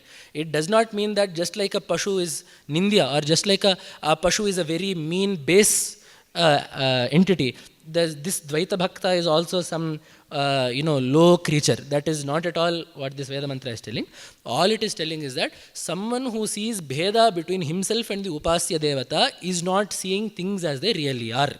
So that is this Veda mantra. Yonyam Devatam Upaste Anyosau Anyoham Asmiti Nasaveda Yatha Pashuhu. This is the statement of Braharanyaka. So this is why I said, when things are so clear, how people can interpret these statements differently, I am confused about. But then, this is a Pashu. So you take such a person who sees this Bheda between these things as a Pashu. Then Pashu Loka Bhayankari. They have to get scared now. So now where does the word Bhaya come? Then the word Bhaya comes, Utaya etasmin nudaramantarang kurute athatasya bhayam bhavati tatveva bhayam vidusho manvanasya. We get this in Taittiriya. Yaha etasmin udaram antarang kurute. If someone in this singular Atma Padartha, if someone sees a Bheda in that, udaram antarang kurute, etasmin, right, in this Atma which has been discussed in the Upanishad until now, singular and indivisible and Advaita, if someone makes an antara, that is to say a difference in that, if yaha antarang kurute etasmin, he who sees a difference in this Atma Padartha, athatasya bhayam bhavati, from then on fear starts. Because one more Veda Vakya is there, dvitiyadvai bhayam bhavati. If there is a second entity, fear is guaranteed. Because it will either be something will happen to me because of that, or because see, any object has to be the object of either raga or dvesha. If there is dvesha towards it, you fear that some association with that will come. If you have raga towards it, you fear that the association will go. That is, it is this simple. So the second that you see a Bheda, you will be guaranteed Bhaya. So that is what these Veda mantras are telling us. Yaha etasmin udara mantarang kurute athatasya bhayam bhavati. See, Veda has clearly used the word Bhaya here, and has dvidiyadvai bhayam bhavati. There also the word Bhaya has clearly been used. And the cause of this fear also has clearly been told as Bheda Drishti. Seeing Bheda within Atma, that is to say, not realizing that there is only one Chaitanya that expresses that, which is Brahman, which expresses as all these jivas and in a higher sense as Ishvara, is the cause of fear. So now, one more Veda Vakya that we saw in Braharanyaka has said that someone who sees the Devata as separate from the Atma is like a Pashu in the sense that he does not know the reality. Bhaskara Raya put these two together. This is exactly what was being talked about here. So you see Bheda between the Devata and the Atma, that is Pashu-like. Someone who sees Bheda gets fear. Put these two together. Therefore, Pashu gets fear. Pashuloka Bhayankari. That simply, that nicely he has brought it out. Right? And then the same he has brought there also. Pashupasha Vimochani. The Pashu, this Bheda Drishti, this person who has a Bheda Drishti and has not realized Jiva Brahmaikya, is bound. He has a Pasha. He is tied by his Ajnana. She will untie that. Right? That is why this concept of the Jiva being Pashu and bound is there everywhere. That is why Devi is called Pashupasha Vimochani. Shiva is called Pashupati. Right? The inner meaning of the name Pashupati is that the Jivas are all Pashus who are bound. The Bandha and Moksha are in his hand. Right? It is the cowhead that decides when to tie and when to release anything. Right? That is exactly the same concept we get in Gopala, Govinda. When you say that Krishna is also coming as Govinda, that is what we mean. He is the cowhead. He will put all the cows into the right place. It is up to the cowhead to push all the cows into the right place and to call them back when needed. So, and if we take, this Pashupati, same thing you get in Narasimha also. What is a Simha? It is the Mriga Raja, right? That is a Mrigapati, Mriga Raja, the concept of a lion as the king of all the animals. That is the same thing. All the animals are Pashus. The animal that rules them, that dictates what they should do and what they should not do, is the Mriga Raja Simha. So in every single form of Devata, you will see that this concept of all Jivas being like normal animals, and then either a cowherd or a lion or something or the other, you will find some or Pashupatitva or something you will find wherein it talks about Paramatma as the person who decides the bandha and moksha of those animals. Right? So she is Pashupasha Vimochani as well as Pashuloka Bhayankari. But here one more aspect is there. Pashuloka Bhayankari, she causes this fear to Pashus. So it is one thing to say that Pashus have fear. But she is Pashuloka Bhayankari, Pashuloka Bhayankaroti. Iti Pashuloka Bhayankari. She causes that fear in them. Right? So now there is one more thing. So we said that Bheda Drishti is what causes the fear. Therefore he has become a Pashu, therefore he is experiencing fear. But now you are saying that it is Devi that is causing it. So that Bheda Drishti comes through what? Maya. Maya is nothing other than the Shakti that Devi uses, which is why in the Tirodhana and Anugraha in the Panchakrityas, right? Tirodhana is the using Maya to create Moha. Anugraha is removing that Maya to give Jnana. So that Tirodhana also is Devi's Leela only. This has been discussed extensively in the name Mohini. In the name Mohini, Bhaskar Raya writes a good deal showing what the nature of this Moha is, how Devi is seen as the form of Maya that does all of this, and then of course how this Maya incites that feeling in the mind that I am not the Atma, I am the body. And then the second you think that again I am different, Paramatma is different, and then of course the Pashu Bhavana, that by all of that comes. So that Pashuloka Bhayankari is Devi's nature as the Maya that causes the Bheda Drishti, that causes fear in Jivas. So this is one name. And one more is there, Adrishya. This also is exactly from the Brahma Sutra. Adrishyatva Digunako Dharmoktehe. This is in Brahma Sutra. So Adrishya, Drishya Varjita. There Adrishya means she who is not visible. Right? Na sandrishe tishtati rupamasya na chakshusha pashyati kaschanainam.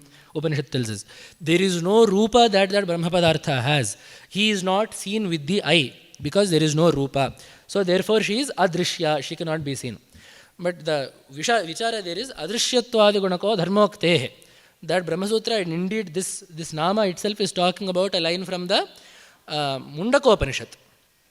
Yattad adreshyam agrahyam agotram avarnam achakshashrotram tadapanipadam nityam vibhum sarvagatam susuksham tadavyayat tat paripashyanti dhiraha.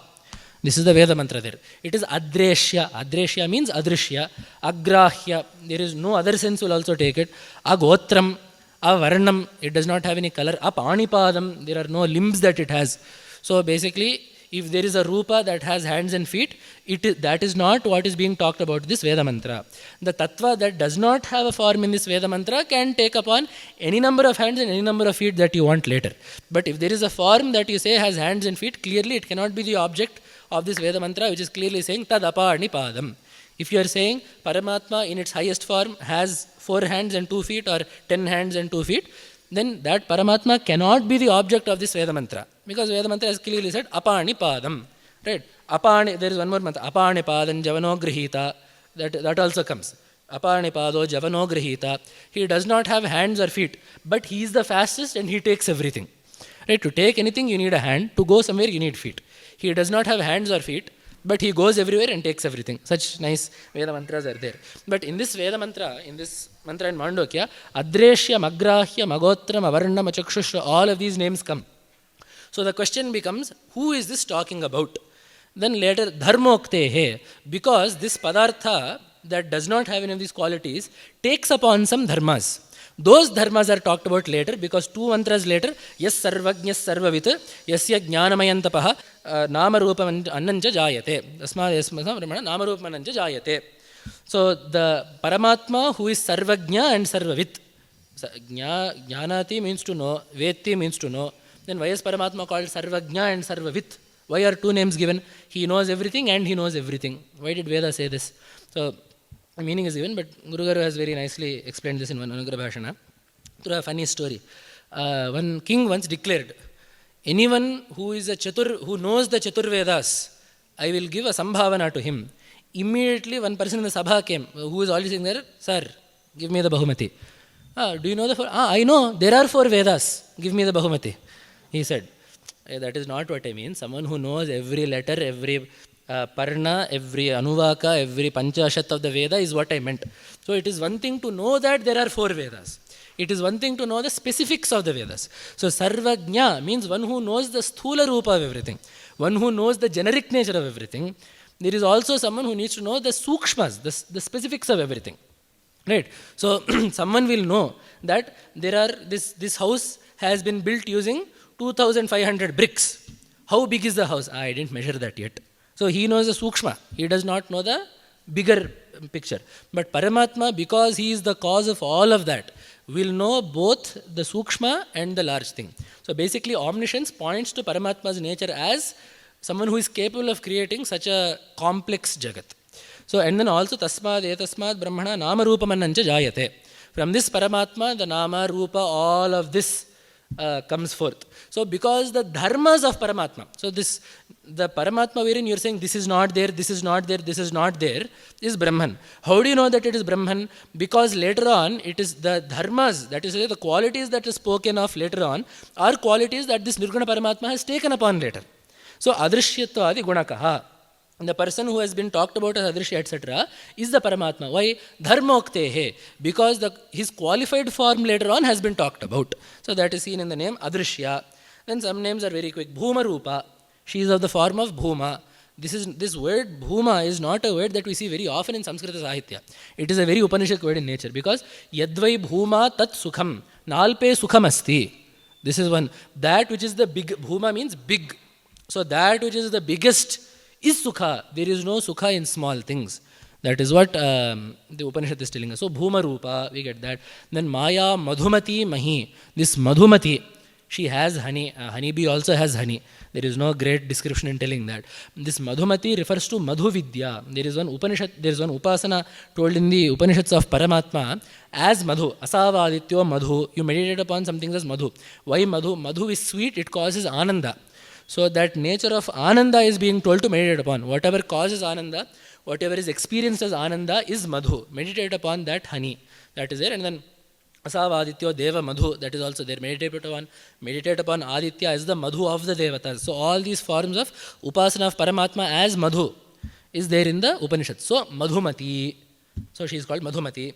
Then Bhanumandala Madhyastha. This we have discussed earlier. She is in the middle of the sun.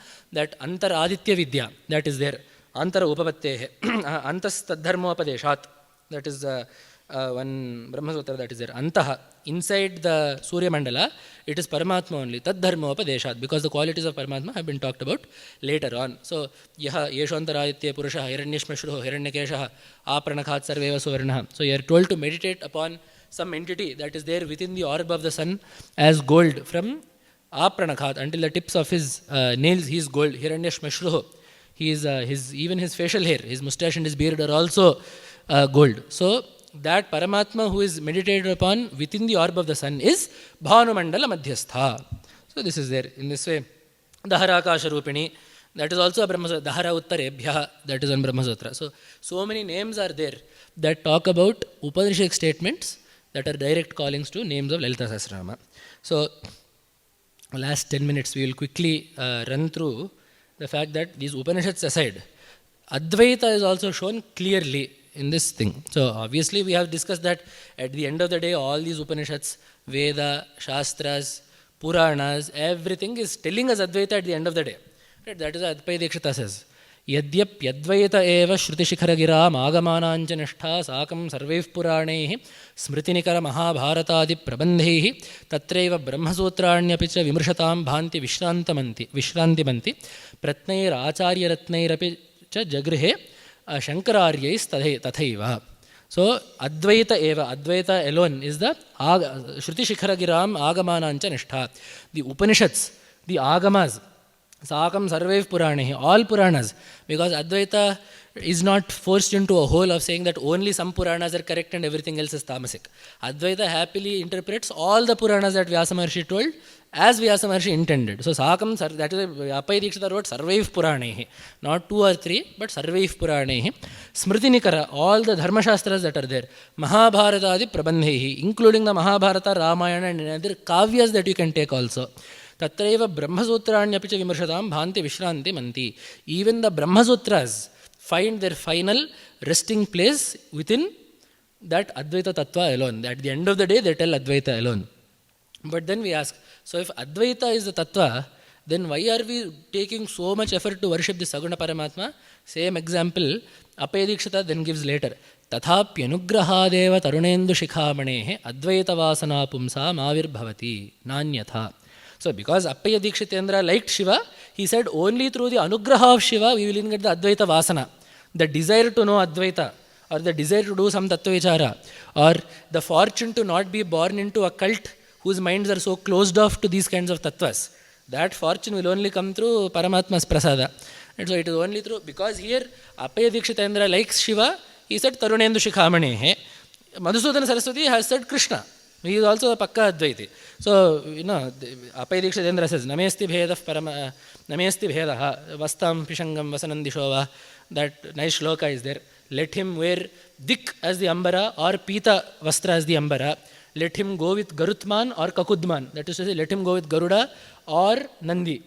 Let him dance in Ranga or sleep in the Ranga. That is to say, let him be Nataraja or Rangaraja. Right? I do not see a difference between these two things. Appaya Dikshitendra has said this. But he has also said that I prefer the form of Shiva. So in this shloka he has said that I go through the anugraha of Shiva, that this Advaita Jnana, the Advaita Vasana will come. So it is because that Advaita Vasana needs Saguna Upasana that this has all been told. But at the end of the day we see that the Advaita Tattva is also clearly seen. So what are the main tenets of Advaita? Brahma Satyam, Jagan Mithya, Jiva Brahmaiva Naparaha, Jivan Muktastu Tadvidvan. Iti Vedanta Dindimaha. This is one shloka. The first thing is Brahma alone is Satya. There is no other entity that exists in 3 times in the past, present and future without changing except Brahman. Jagan Mithya. The Jagat is Mithya. What this means we will talk about. Jiva Brahmaiva Naparaha. The true essence of the Jiva is no different from Brahman. Jivan Muktastu Tadvidvan. Tadvidvan. Only through Jnana. Only someone who knows this will get moksha. And that moksha can be here and now. Jivan Muktaha. And this one shloka summarizes all the basic principles of Advaita. Now let us see how we see all of that. First of all, Brahma Satyam. This we can very easily see. Satya Jnanananda Rupa. Her form is Satya Jnanam Anantam or Ananda. Exactly the nature that is given to Brahman. Sarvantaryamini Sati. The name Sati. So San is the Pullinga Shabda. Sati is the Strilinga Shabda. So she who exists is Sati. So this nature of Brahma being Satya is, she does not have any Nirvikara. That is one more name that we have. Nirvikara. She does not have any change in her in all the 3 times. So all of this we see that Brahma Satyam is told. Generally no one disagrees here. Then the next problem comes in, Brahman is Nirguna. So there we clearly have Nirdvaita, Dvaita Varjita, Nirna, what is that? Namarupa Vivarjita. All these names are clearly there. So Namarupa Vivarjita means it is clear that the Devi who is the Paramatatparya of this Lalitā Sahasranama is not Pundraksha Pashankasha Pushpabana Haste. That is the form that whichever Lalita Devi is being talked about in this, she has taken that form. But the pure subject material of this is that entity, right? So we see clearly in these names. Nama, Rupa, Vivarjita. Then all of these we see in Brahma Satya and also Nirguna. Then Jagan Mithya. This I don't know if it could be even more clear. Mithya Jagad Adhisthana. She is the Adhisthana for the Mithya Jagat. So Adhisthana refers to the substratum. In the technical terminology, it refers to the substratum of any Bhranti.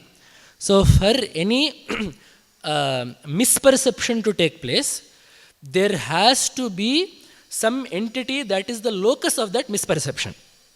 For example, if you say that this is a snake, there has to be a rope that is the locus of the misperception as the snake. Right? So such things are very common. She is the locus wherein this Mithya Jagat has come. Now what do we mean, what do Advaitis mean when the Jagat is Mithya? Immediately everyone, as I said in the first day, right? The questions that people have been asking since Advaita came are the same questions that we have been answering. They have not been asking different questions. We have not been giving different answers. Same question there, we give the same answer. So Mithya, if the Jagat is Mithya, then why does it exist? How do we see it? How do we interact with it? Simple question that they ask. We also giving the same answer. Your understanding of Mithya is wrong. So what is Mithya? Mithya means something that does not exist in the three times but appears to exist at some point. It is this clear. It is not Sat, it is not Asat. Sadasad Vilakshana is Mithya. It is also why we call Mithya Anirvachaniya. Anirvachaniya because Nirvachana means a definition. Anirvachaniya means you cannot define it as Sat or Asat. Then they will say anything that is not Sat should be Asat, right? You are once again mistaken. Sat and Asat are not mutually exclusive things. How is this possible? The clear example that we give is Gotva and Ashvatva. Gotva is the nature of a cow. Ashvatva is the nature of a horse. Where Ashvatva is, Gotva will not be there. That is, where cowness is, horseness will not be there. Where horseness is, cowness will not be there. But cowness and horseness are both not present in an elephant. So Gajatva is not there in elephant. Gotva is also not there in elephant. So just because you say one is somehow not the other does not mean that they are mutually exclusive. Two things can be separate. That is to say, Sat and Sat will never overlap. But that does not mean that it has to be one or the other. The example that they gave, basically the point is that everything, Sat and Asat will never exist together. But then the next fallacious statement, the wrong statement is that, therefore everything that is not Sat, you have to say is Asat. That is wrong. That statement is wrong. Just as Ashvatva and Gotva will never be together. But then if you say, wherever Ashvatva is there, Gotva cannot be there. Or wherever Ashvatva is not there, Gotva has to be there. This statement is now wrong. So in the same way, there is something that we call Mithya, which is Sadasad Vilakshana. The simplest exam we give is the example that we give every day, a dream. Which is why Appaya Dikshitendra says in one place, Asmin Pakshe Sambhavita Sakala Shanka Panka Prakshalanam Swapna Salila Dharayaiva. In this Paksha, for this Siddhanta, any doubt that you have that is there like mud, wash it off with the water that is called the Drishtanta of Swapna. So if you have any doubt in your mind, wash it off by comparing it to whatever happens in a dream. Because the same thing happens in a dream. Does a dream not exist? No, we say, I had a dream last night. We say that. So clearly it is not like a dream does not exist. Because our definition of Sat and our definition of Asat should be very clear. Sat is that which always exists. Asat is that which never exists. Clearly there has to be something in the middle which only exists temporarily. That temporarily existing is what we call Mithya. And we give the example of a dream. The dream exists as long as you are dreaming. The second that you wake up, the objects of the dream no longer exist. In the dream, I was a Maharaja. I had an entire Samrajya. Whatever I was the ruler of the world. Anything can be there. So I had a big Samrajya. I was 6 feet tall. Right? I weighed some 100 kgs. Something will be there. I wake up, unfortunately, I'm still 5'7" and some 55 kgs. Right? So, and my bank account is no bigger than it was when I went to sleep. So clearly there are things that you experience during the dream that you do not experience later. Which means that whatever you experienced during the dream existed, but only temporarily. So when does it exist? It exists as long as you perceive it. The second you stop perceiving it, it ceases to exist. That is exactly what we are applying to the Jagat. So in the dream, you perceive the dream because you are sleeping. In the same way, you perceive the Jagat because you are still in Maya. The second that Maya goes, the Jagat will also have to go. Now, if Maya goes, why does the Jagat have to go? If you say, I have burnt all the threads of this cloth, but I still want the cloth, how can that be possible? If the substratum, that is to say, if the cause has been destroyed, how will the effect still remain? So, if the cause which is Maya has gone, how will the effect of Maya, which is the Jagat, remain? It simply cannot. So, which is why we say that once you put aside Maya, the Jagat will also go. So, in this sense, we have to understand clearly what mithya is. It is something that exists, albeit temporarily. The cause of its existence is its temporary perception. As long as you don't perceive it, it will not exist. It exists only so long as you perceive it. So, if you wish to get rid of the Jagat, what should you do? You have to stop perceiving it, which means you have to get rid of Maya. How do you get rid of Maya, which is Ajnana? You can only get rid of it through Jnana. Jnanam Ajnanaseva Nivartakam. Which is why it is very clear that Jnana Devata Kaivalyam. You can have Bhakti, you can do Sharanagati, you can do as much Ram Bhajan or Namasmarana. But this needs to end up in Jnana, because otherwise the cause of this Jagat will not go. Right? The point is you are troubled by the Jagat. If you wish the cause of trouble is the fact that you exist in the Jagat. So if you wish the Jagat to go, the cause of the Jagat has to go. The cause of the Jagat is Ajnana, Maya. Jnanam Ajnanasyeva Nivartakam. So if the Ajnana has to go, you need Jnana. So you need Jnana. It is this simple, the line that Advaita draws. So it is because the nature of the Jagat is such that it temporarily exists only so long as you perceive it. We call it mithya. That is why we call it sadasad vilakshana. It is neither sat, it is not permanent like Brahman, which is the only sat padartha. It is neither asat, which means it never exists. A common example is a flower that has grown in the sky. That's the child of a barren woman, or the horn of a rabbit. These are things that have never existed. So these do not exist in the past. No one says, I now see the child of a barren woman. I now see this flower that has grown in the sky. No one perceives this. Right? That is why there is a very funny shloka that is there. Mrigatrishnam hasis snataha khapushpakrita shekharaha esha vandhya suto yati shashashranga dhanurdharaha. There is a shloka where all of this has been brought together. So there is a vandhya sutta. There is a child of an infertile woman. She does not have the capacity to bear child, but he is her daughter. He is her son. So her son is now going, the child of such a person is going somewhere. He has just taken a bath in the water of a mirage. In a Mrigadra, he has just taken a bath there. He is muddy. He is now muddy because he has taken a bath there. He is the child of this infertile woman. And he is going. And he has adorned himself with flowers that have grown in the sky. Khapushpakrita Shekhara. In his shikha, he has put one flower that has grown in the sky. And he is going hunting with a bow. Back in the olden days, bows used to be made out of horn. What horn? The horn of a rabbit. His hunting bow is made out of the horn of a rabbit. And he is going. Shashashranga dhanurdharaha. The point is, this will never happen. These are all things that no one will ever perceive. Right? We will say the horn of a rabbit. How can we even say this then? Because we know the horn separately, we know the rabbit separately, so we can put the words together. But you will never see a rabbit qualified by a horn anywhere. So, these things are things that never exist at all. They are never perceived. They never exist because they are never perceived. So you have pushed that into Asat. Brahman is always there. There is no change in its nature, so you have put it Sat. This Jagat does not fall into either of these categories, because Jagat will go at some point when Jnana comes. But it is being perceived right now. So Sadasad Vilakshana is Mithya. Sadasat, that is different from Sat and Asat, is Mithya. It is not that. That is why the word illusory is correct, but I don't like using the word illusory for this reason. Illusory makes it seem like if you do this, you won't feel it there.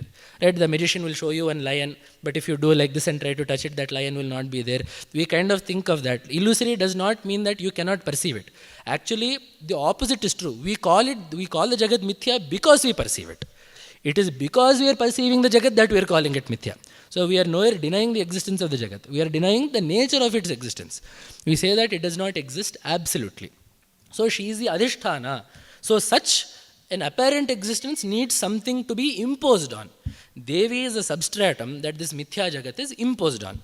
Then, this is Mithya Jagat, then Mukti, Muktida Mukti Rupini, that is there. Then we have Jivo Brahmaiva Naparaha. This we have in so many places in Lalitha Sahasranama. Chitis Tatpadalakshyartha Chidekara Sarupini. Then you have Brahmatmaikya Swarupini. It is so clear. Brahma, Atma. Brahma is Paramatma, you can make it the Nirguna Brahman also. Atma is the Jivatma. Anayoha Aikyam, the unity of these two is her very nature. Brahmatmaikya Swarupini. It is as clear as can be. And one more name is there. Tattvamartha Swarupini. She is the meaning of the word Tat and Tvam. Tat Tvam Artha Swarupini. She is the meaning of the word Tat and Tvam in Tattvamasi. So now we will quickly discuss this also. What does the word Tattvamasi mean? What is Tat? Tat is Adi. In Telugu it is Adi. It is basically Purva Paramrishta Padartha. That thing that you have just been talking about is what you will call that. Right? If yesterday I was saying something about Shiva, today I am something about Vishnu, I will say that person who was Umapati does not count. Right? You have to say, if I say that, it will only be Vishnu, it will not be Shiva, because he is separated by time. So in the same way, Tat refers to that which you have just been discussing. Where does this come in Chandogya? Sadeva Somyedam Agra Asid Ekameva Dvitiyam. There was only the Satpadartha in the beginning. Tadaikshada Tat Tejosrichada. That only created the Jagat. Tat. So basically that Ishvara that created the Jagat. Tvam. You, O Shvetaketu, who is listening to this, who has had a doubt, whom I am referring to as my son, you are that. Tat Tvam Asi. Now immediately we get so basically the meaning of Tat is Ishvara. The Ishvara who is the Srishti Sthiti Laya Karaka. The meaning of Tvam is Jiva. And now we are saying that Devi is both of them. Tat Tvam Artha Swarupini. The Artha of Tat and the Artha of Tvam is Devi's very form. So now that is where we come to one more name. Chitis Tatpada Lakshyartha. So this is where, if you remember what seems like many yugas ago in the beginning of this Upanyasa, I had told you that I will tell you how sound can tell Brahman, although sound cannot tell Brahman. So sound has two ways of conveying a meaning. These are called Shabda Vrittis. There are two ways that sound can convey meaning. There is a dictionary meaning and a connotation meaning. These are called Shakti and Lakshana in our Shastra. I think the proper terms in English are connotation and denotation, if I am not wrong. But in Sanskrita it is called Shakti and Lakshana. A word can have a dictionary definition. Based on context, it can hint at another meaning. In these two ways, the sound can carry a meaning. These are the two ways that sound carries meaning. For example, one example that we can say is buffalo. Buffalo gives milk. Here, the word buffalo is giving us a meaning through its dictionary. What is a buffalo? A bovine creature with 4 legs and 2 horns. It is fond of rolling around in the mud and swamps. It gives milk. This is a dictionary definition of a buffalo. You say, the buffalo gave milk. This is the word buffalo carries the dictionary definition of what buffalo is. If I say, he is a buffalo. If I say that. Now clearly the word buffalo no longer means a 4-legged animal that gives milk, but someone who does not have much of a brain. Right? So now, how has the word buffalo carried its meaning? The word buffalo's definition is that 4-legged animal, but it has let go of that meaning and taken upon one more meaning based on context. And that too, it is not a random meaning. It is a meaning that is connected to its definition. So just as its definition, the 4-legged animal is incredibly dull, this person is also dull. So there will be some connection that you will use to take that meaning that is there. So this is a meaning that is hinted at. So one more example that they give in our Shastra is Gangayam Ghoshaha. Oh, where is that village? Oh, Ganga. Ganga means if the village is inside Ganga, how will people live there? People cannot live inside the river, right? So what we mean by the river is at Ganga means it is on the banks of Ganga. So the word Ganga does not mean the river there, but something that is related to Ganga, that is to say the bank of the river Ganga. So this is called Lakshana. So here clearly if we are wondering how Devi is Tattvamartha Swarupini, how Devi can possibly be the meaning of both Tat and Tvam, that is the Ishvara and the Jiva, the Lalita Sahasranama itself clearly it's Tatpada Lakshyartha. The meaning of these words through Lakshana is Devi's meaning. What is that meaning? Chitihi, Shuddha Chaitanya, pure Chaitanya is Tatpada Lakshyartha. So does that earlier Tatpada Lakshyartha came? What about Tvam? Chid Eka Rasa Rupini. The one essence that is the rasa, the essence of both the Srishtikarta Parameshwara and the Jiva, that Eka Rasa, the essence of the two, is Devi. So Tatpada Lakshyartha. So the Lakshya meaning of Tat and Tvam is what Devi is. So when we say that words cannot convey Paramatma, we mean that words cannot convey Paramatma through Shakti. That is to say, through the power of definition. However, words can convey Paramatma through connotation or through lakshana. That is to say, through the suggestive meaning, because it is not a direct definition. So when we say tam tvaupanishadam purusham prichhami, the Upanishads tell us this Paramatma, we mean that the Upanishads give us such vakyas to which lakshana is then applied such that the Nirguna Paramatma is known. Right? And the other way of knowing this Paramatma is through nishedha. Not this, not this, not this. Which is why we have niraga, nischinta, all nirlepa, nirmala, nitya, nirakara, nirakula, nirguna, nishkala, shanta, nishkama, nirupaplava. All of these nirs that come means not this, not this. Basically the neti that is given in the Brihadaranyaka. So these are the only two ways that you can know Paramatma. So this lakshana, this force of the capability of a word to carry a meaning through lakshana, through a suggested meaning, is what we mean when we say that the Upanishads tell us about Brahman. Right? So otherwise, what the Upanishads do is exactly what happens in this Tattvamasi. So when Devi is the Lakshyartha of the Tatpada, what is the Vachyartha of the Tatpada or the Shakyartha? The meaning of the Tatpada with Shakti is the Chaitanya with Sarvajñatva, Sarvashaktatva, omniscience, omnipresence, being omnipotent. So the Chaitanya with all of this is Tat. When we come to Tvam, what is Tvam? Chaitanya, limited by the Upadhi, limited by the Antahkarana, qualified by qualities such as being capable of only small things, knowing only a few things. So now you apply Lakshana. So something related to this is the pure Chaitanya. Right? So we use this also in the sense that we say, the common example that is given is Soyam Devadatta. This is that Devadatta. This refers to Devadatta in 2025 in Sringeri. That Devadatta refers to Devadatta in Mumbai 10 years ago. This is that Devadatta means how can Devadatta be in the present and the past at the same time? And how can Devadatta be in Mumbai and Sringeri at the same time? So here we use Lakshana wherein the word that and this refer to Devadatta qualified by space and time. If you set aside the aspects of space and time, the individual Devadatta is the same. Right? That is what we mean. That is this Devadatta. The Devadatta I saw there and then is the Devadatta I am seeing here and now. So there and that and this are the individual qualified by space and time. So if you set aside the space and time, you will get only the individual. In the same way, for this Tat and Tam also, if you set aside the qualities of being omnipotent or only limited potential, or being omniscient or limited knowledge, you will be left with only the Chaitanya. That is the same. That is how the Tattvamasi Lakshana is taken. So Tatpada Lakshyartha. She is the Lakshyartha of Tat. So the Devi that has 4 arms is the Vachyartha of Tat, the Ishvara. Devi's true nature, which is the Nirguna Satchidananda, is the Lakshyartha. So that is what we must understand from this. Then Chideka Rasarupini. So many names are there. Then there are also some names wherein we get the fact that the only way to know this is jnana. That is also one thing. He said, Jivan muktastu tad vidvan. It is only through knowledge that mukti is obtained. That we discussed the other day. The jnanagamya. When you say that she is only known through jnana, then we saw that there. Then the last thing that we have to talk about is Jivan mukti.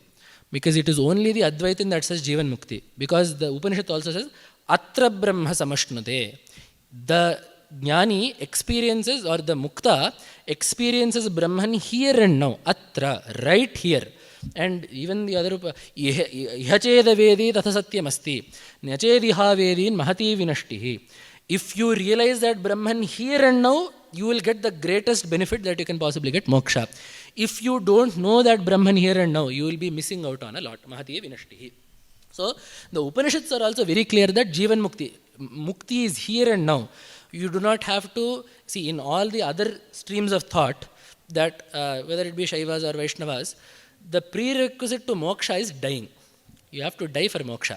Because only if you die, then when Divya Boeing 747 will come, it will get you in business class, first class seat you will get, and you will go to either Vaikuntha or Kailasa or Manidvipa. This is also a kind of moksha. We do not deny that. Because I will tell you why. We do not deny that. However, they do not have the concept of moksha being there in the right and now, in the Manushya Loka. It is only the Advaiti who can say proudly and bravely that moksha is here and now. The way you are right now, if you really want, you can get moksha. This is exactly what Bhagavata is also telling us. Because when Parikshit asks, tell me whether I can get the highest goal in 7 days. I have 7 days to live. Tell me if I can get it. Shuka Maharshi should have said, sorry, let's wait for the snake to bite you. Then we'll take you to Vaikuntha. This is not what Shuka Maharshi said. Shuka Maharshi said, why are you worried about 7 days? There is Khandikya. He got it in 45 minutes. So moksha can be gotten here and now. So why are you worried about 1 week's time span? There are so many 45 minutes within this 1 week. So the entire backstory of Bhagavata is telling us that you can get jnana now. And in case we still didn't understand this, the end of Bhagavata, the last few shlokas of Bhagavata before Parikshit dies, Shuka tells them, you are Achyuta, you are Ananta, you are Vishnu, you are Ajnani, you are Ananda. Know that.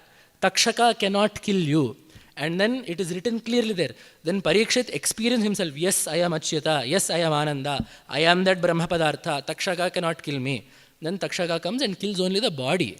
But Parikshit has realized himself to be the Parabrahman. So Takshaka has not killed Parikshit's true nature. Parikshit's body has gone. So the entire story of Bhagavata is meant to tell us that you can be a Jivan Mukta here and now if you set your mind to it. Right?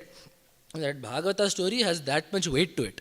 So the concept of Jivan Mukti being there is very important to Advaita. You don't have to wait until later. It is now. Moksha is here and now. Sadhana is also here and now. So that nature of Jivan Mukti is also told. Then what about all those people that say they go to Vaikuntha, they go to Kailasa, they go to Manidvipa. If it is Ganapati, they go to the Dvipa in the middle of the Ikshusagara. See, every Devata has some Dvipa with some Sagara around it. Shiva has Kailasa Loka. Vishnu has Vaikuntha, the Shweta Dvipa in the middle of the Kshira Sagara. Devi has her Manidvipa in the middle of the Sudha Sagara, the Amrita Sagara. Ganesha has his own Chintamani Dvipa in the middle of the Ikshu Sagara. So all Devatas have their own lokas. How do we reconcile all of this? Bhagavad Pada has very clearly said, it comes also in the Shankaracharya, Vaikuntha Kailasa Vivarta Bhutam. There is only one loka that is permanent. That one loka. And there also when we say Nitya, the Vishnu Purana clearly tells, Abhuta Samplavasthanam Nityatvam. Abhuta Samplavasthanam Amritatvam Hochyate. Amritatvam hi Kathyate.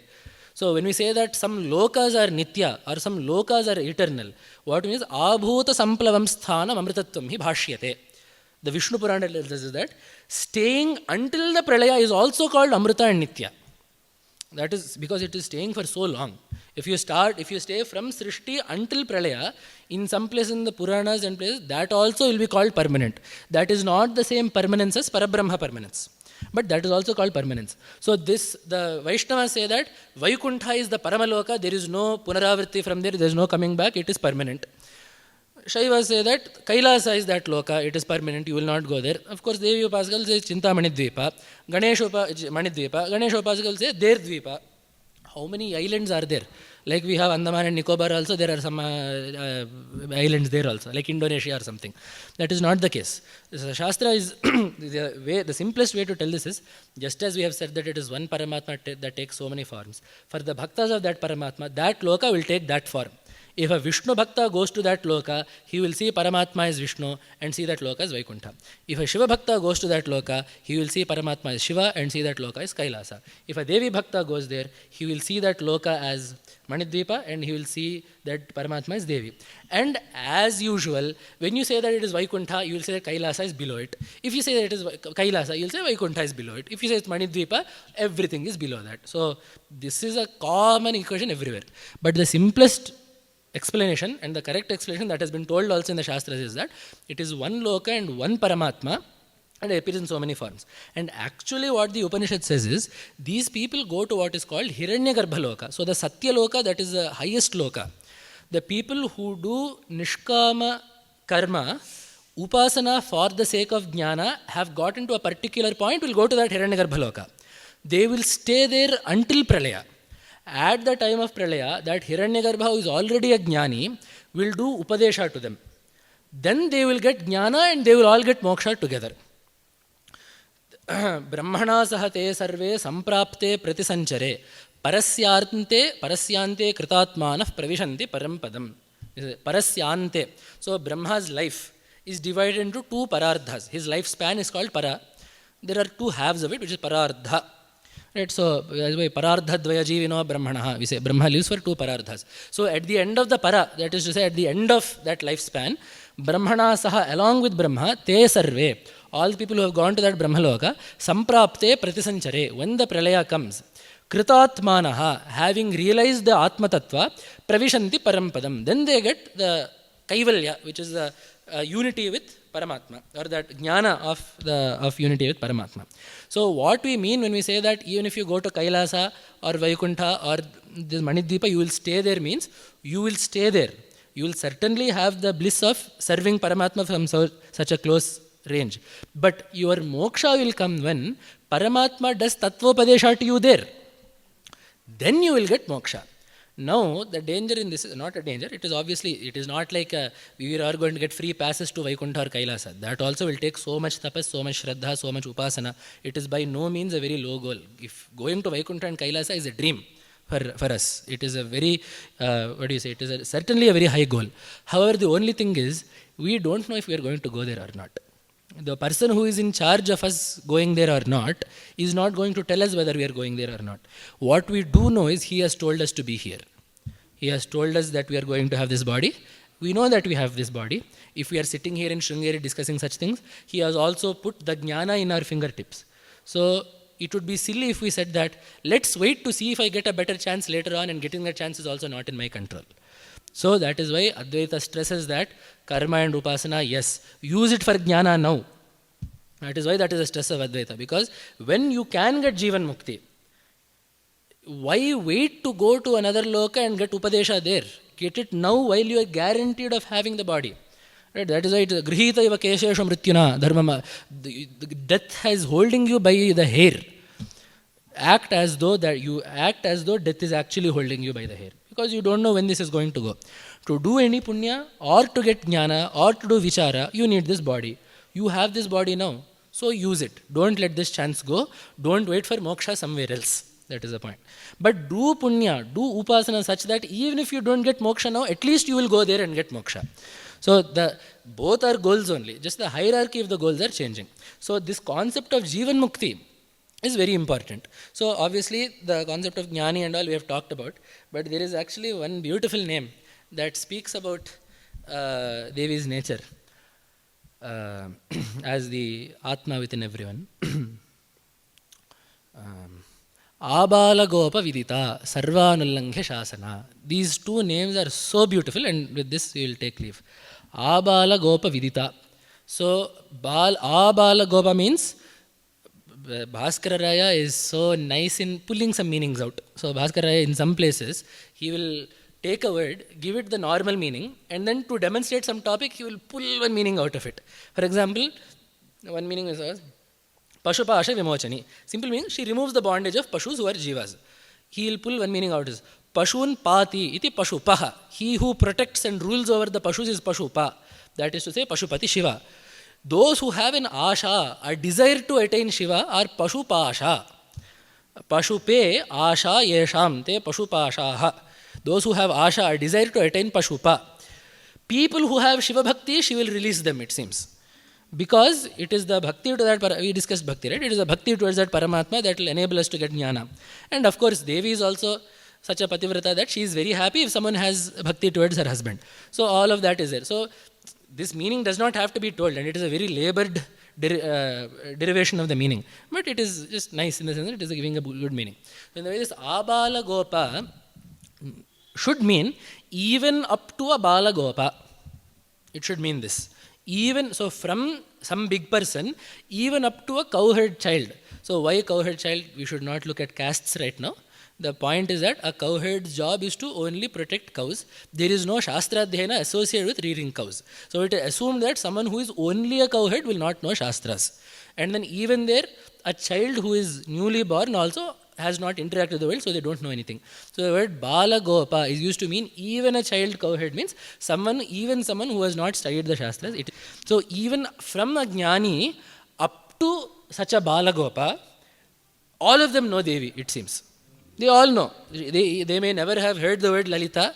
The word Tattvamasi may be a foreign language to them.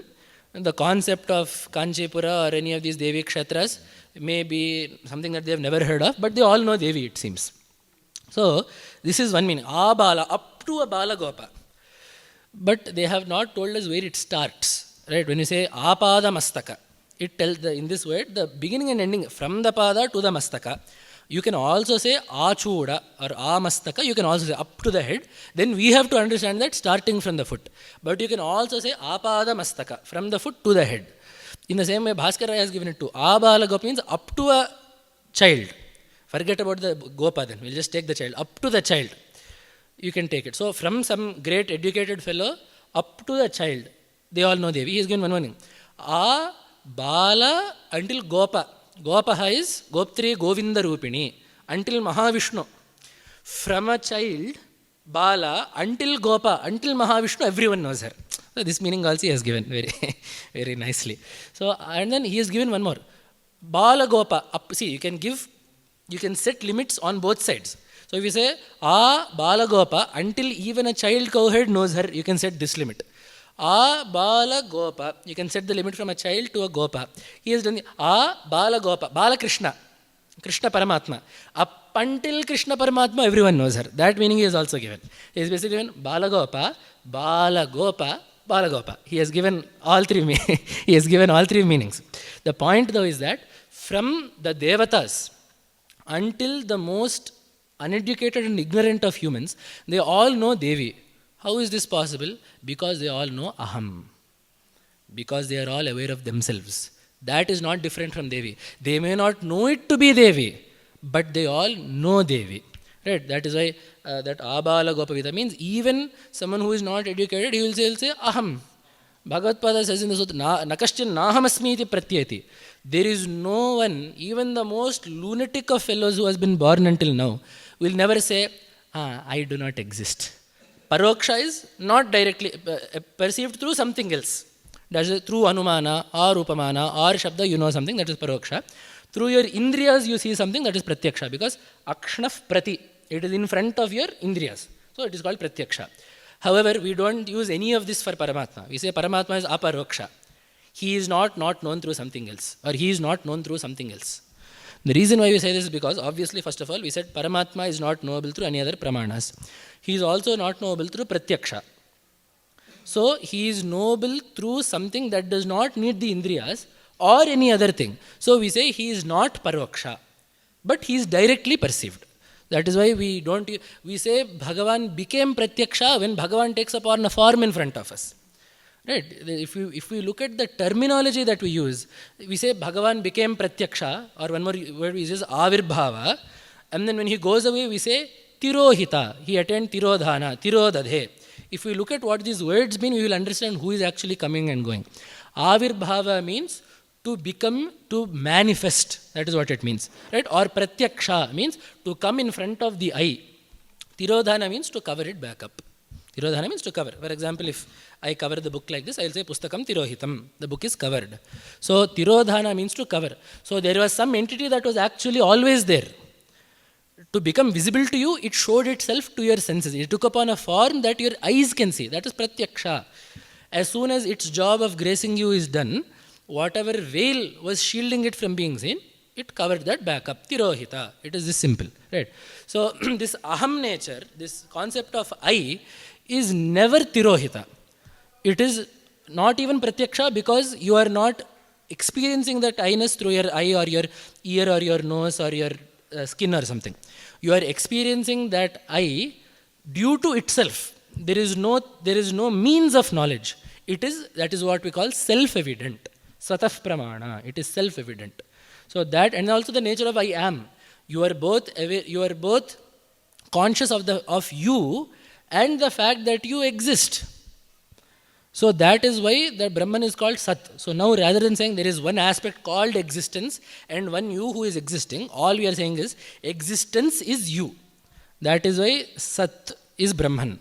It is not something that has Sat is Brahman. Sat is Brahman. So for this reason, because she is the nature of that existence, of that I-ness that is experienced by every single jiva that has ever existed on this earth, she is Abala Gopa Vidita. So clearly, the concept of Jivan Mukta is Arthat told. You can infer that Jivan Mukti is there because these people are all knowing Devi in the form of I. If you realize that I is Devi, then that is Jivan Mukti. If you realize that I is Brahman, that is Jivan Mukti. And that is why one meaning that we give for Aham Brahmasmi, that Sureshwaracharya has given very nicely, is Aham Brahmasmi. One meaning is nicely given is, just as if we, there is one Bhranti in Shastra wherein Sthanu Purusha Brahma.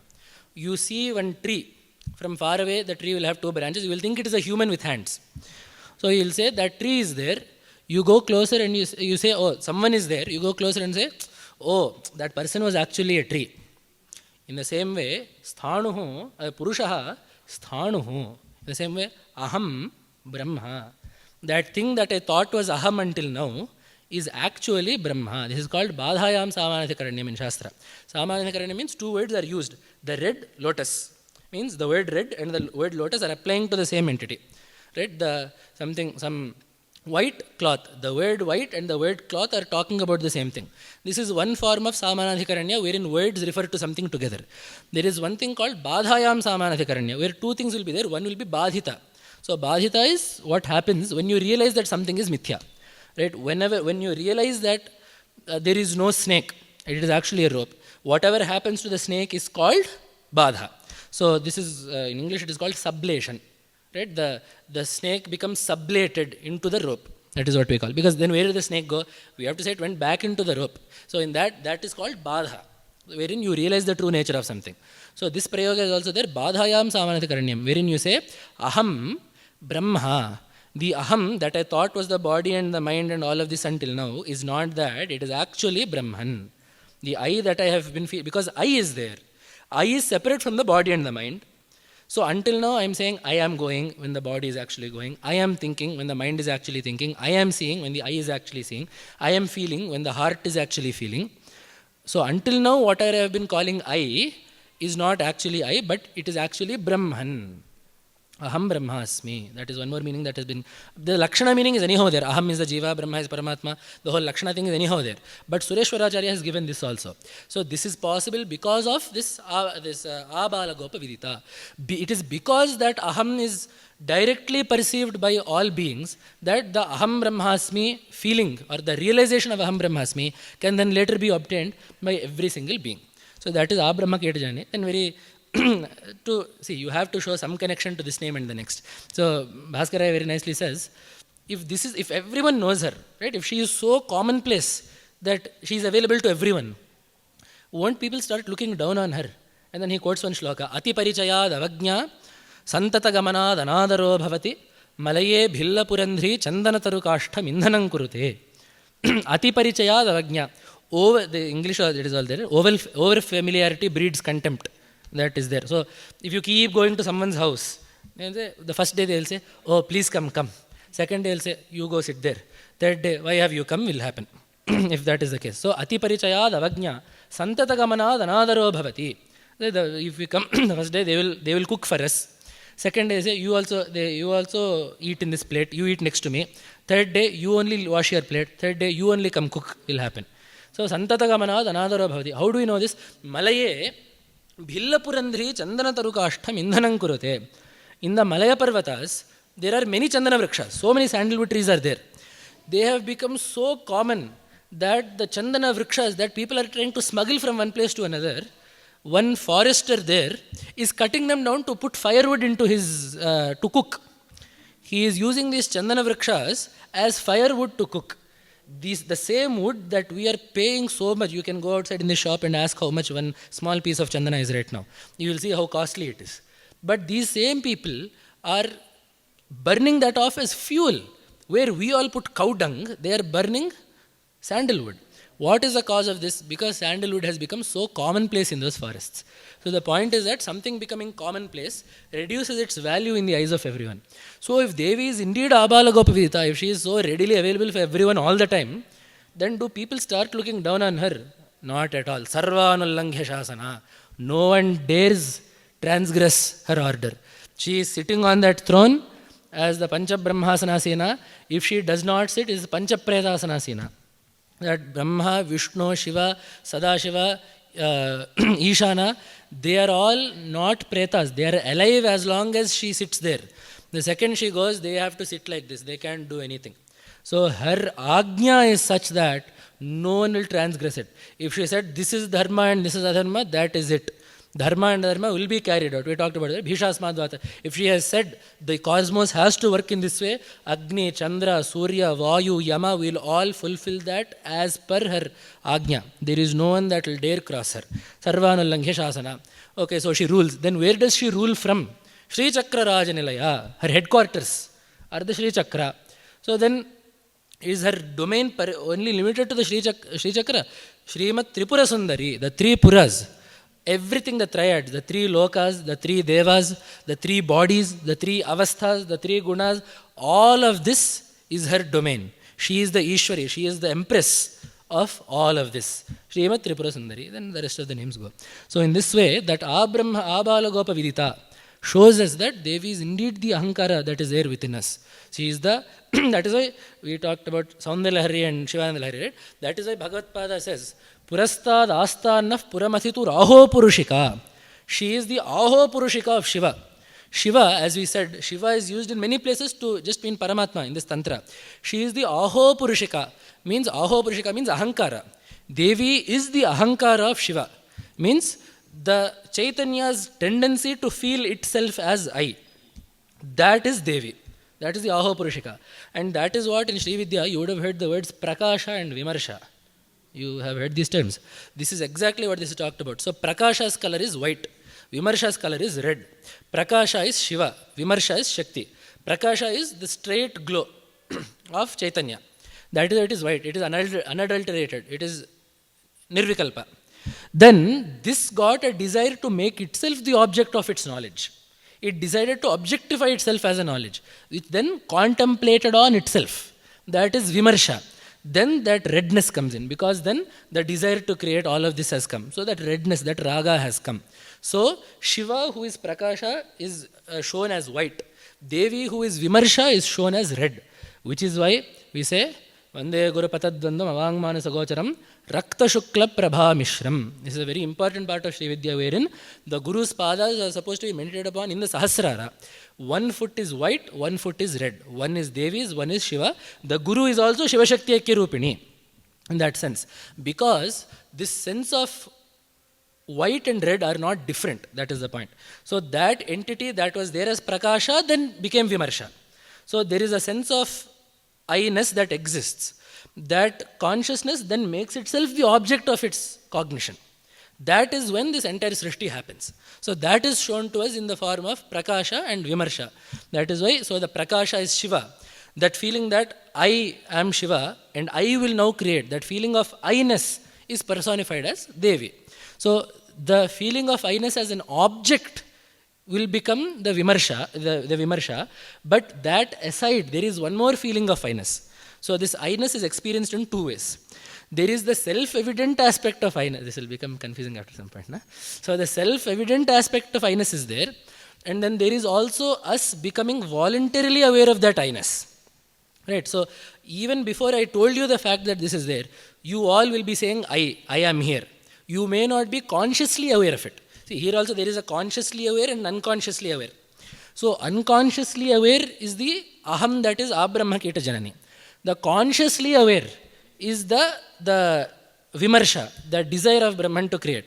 So when Brahman on its own is awareness, it is and it is awareness. That is the Shuddha Chaitanya. The second, it becomes aware of itself in a particular way.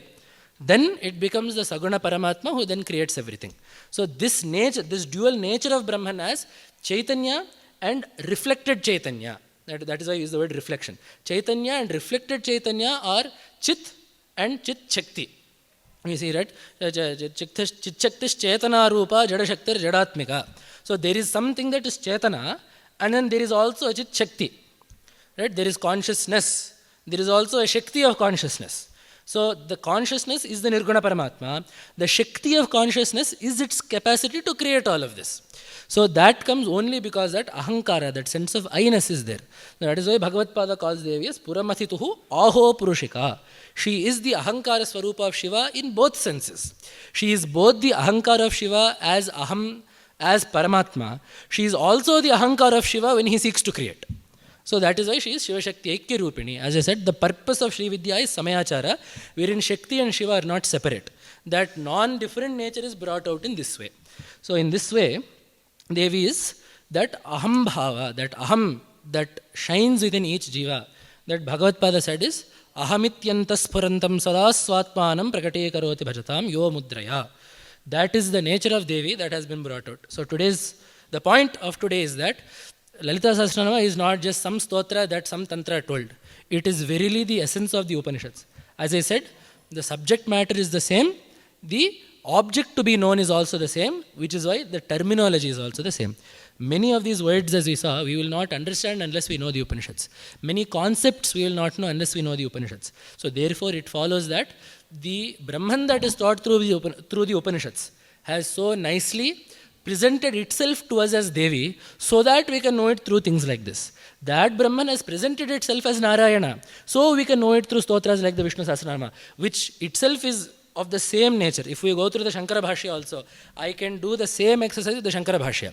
I can sit and show you names of Paramatma as Vishnu that you cannot explain unless you know the intricacies of the Upanishads.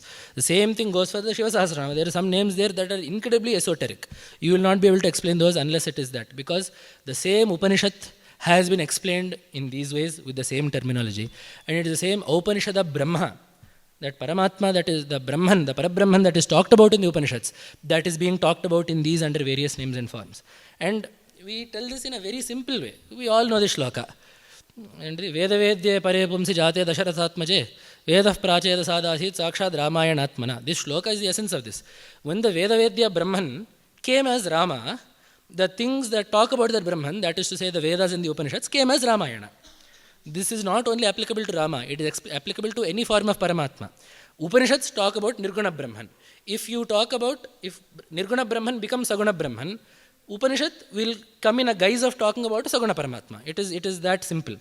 The same applies to sound, which is why we say Omkara is the root of all mantras. When it is Om, it denotes Nirguna Paramatma. If it becomes Hrim, it will denote Shakti. If it becomes a different bija, that same Omkara becomes a different bija, that same bija will denote some other devata. So Gam, when it becomes Gam, it will denote Ganapati. When it becomes Dum, it will denote Durga. So just as this Omkara is appearing as Gam, Hrim, Dum and all of these names, the same entity that is told through that sound, the same entity that is told by the Omkara is then appearing as the Ganapati that is told by Gam, as the Durga told by Dum, as the Shakti told by Hrim, all of this. So the parallel needs to be seen. So the reason why we take this time to see that this is a very Upanishadic text is to keep drilling it into our head that this is not meant to be just an upasana. This is meant to be Brahma Vidya Vichara. You can take up Lalitā Sahasranama for that. You can take up Vishnu Sahasranama. You can take up Shiva Sahasranama. You can take up Ganesha. You pick whatever you want. But you have to approach it with the bhavana that whatever has been talked about in the Upanishad is being discussed here. If we do that, if we in 1.5 hours or 2 hours, I don't even know how long I have taken, but we have seen so many different tattvas have been brought out. This is enough to keep our mind occupied thinking about what the true nature of Paramatma is. So, once again, doing namaskara to all the Acharya Purushas, the Guru Mandala Rupini, who has given us so many insights, and doing namaskara to Lalitā Devi, who has given us the Upanishads as well. We will end this session. Tomorrow's session, we will talk about all the dualities of Lalitā Sahasranama and various names, and the last few names from Abhalagopa Vidita onwards, the meanings of the last few names, because the first session we talked about the first few names, so the last session we will talk about the last few names, and with that, with the grace of the jagadgurus, we will conclude this week-long session. Bhumau Skhalitapadanam Bhumireva Avalambanam Tvayi Jataparadhanam Tvameva Sharanam Shive.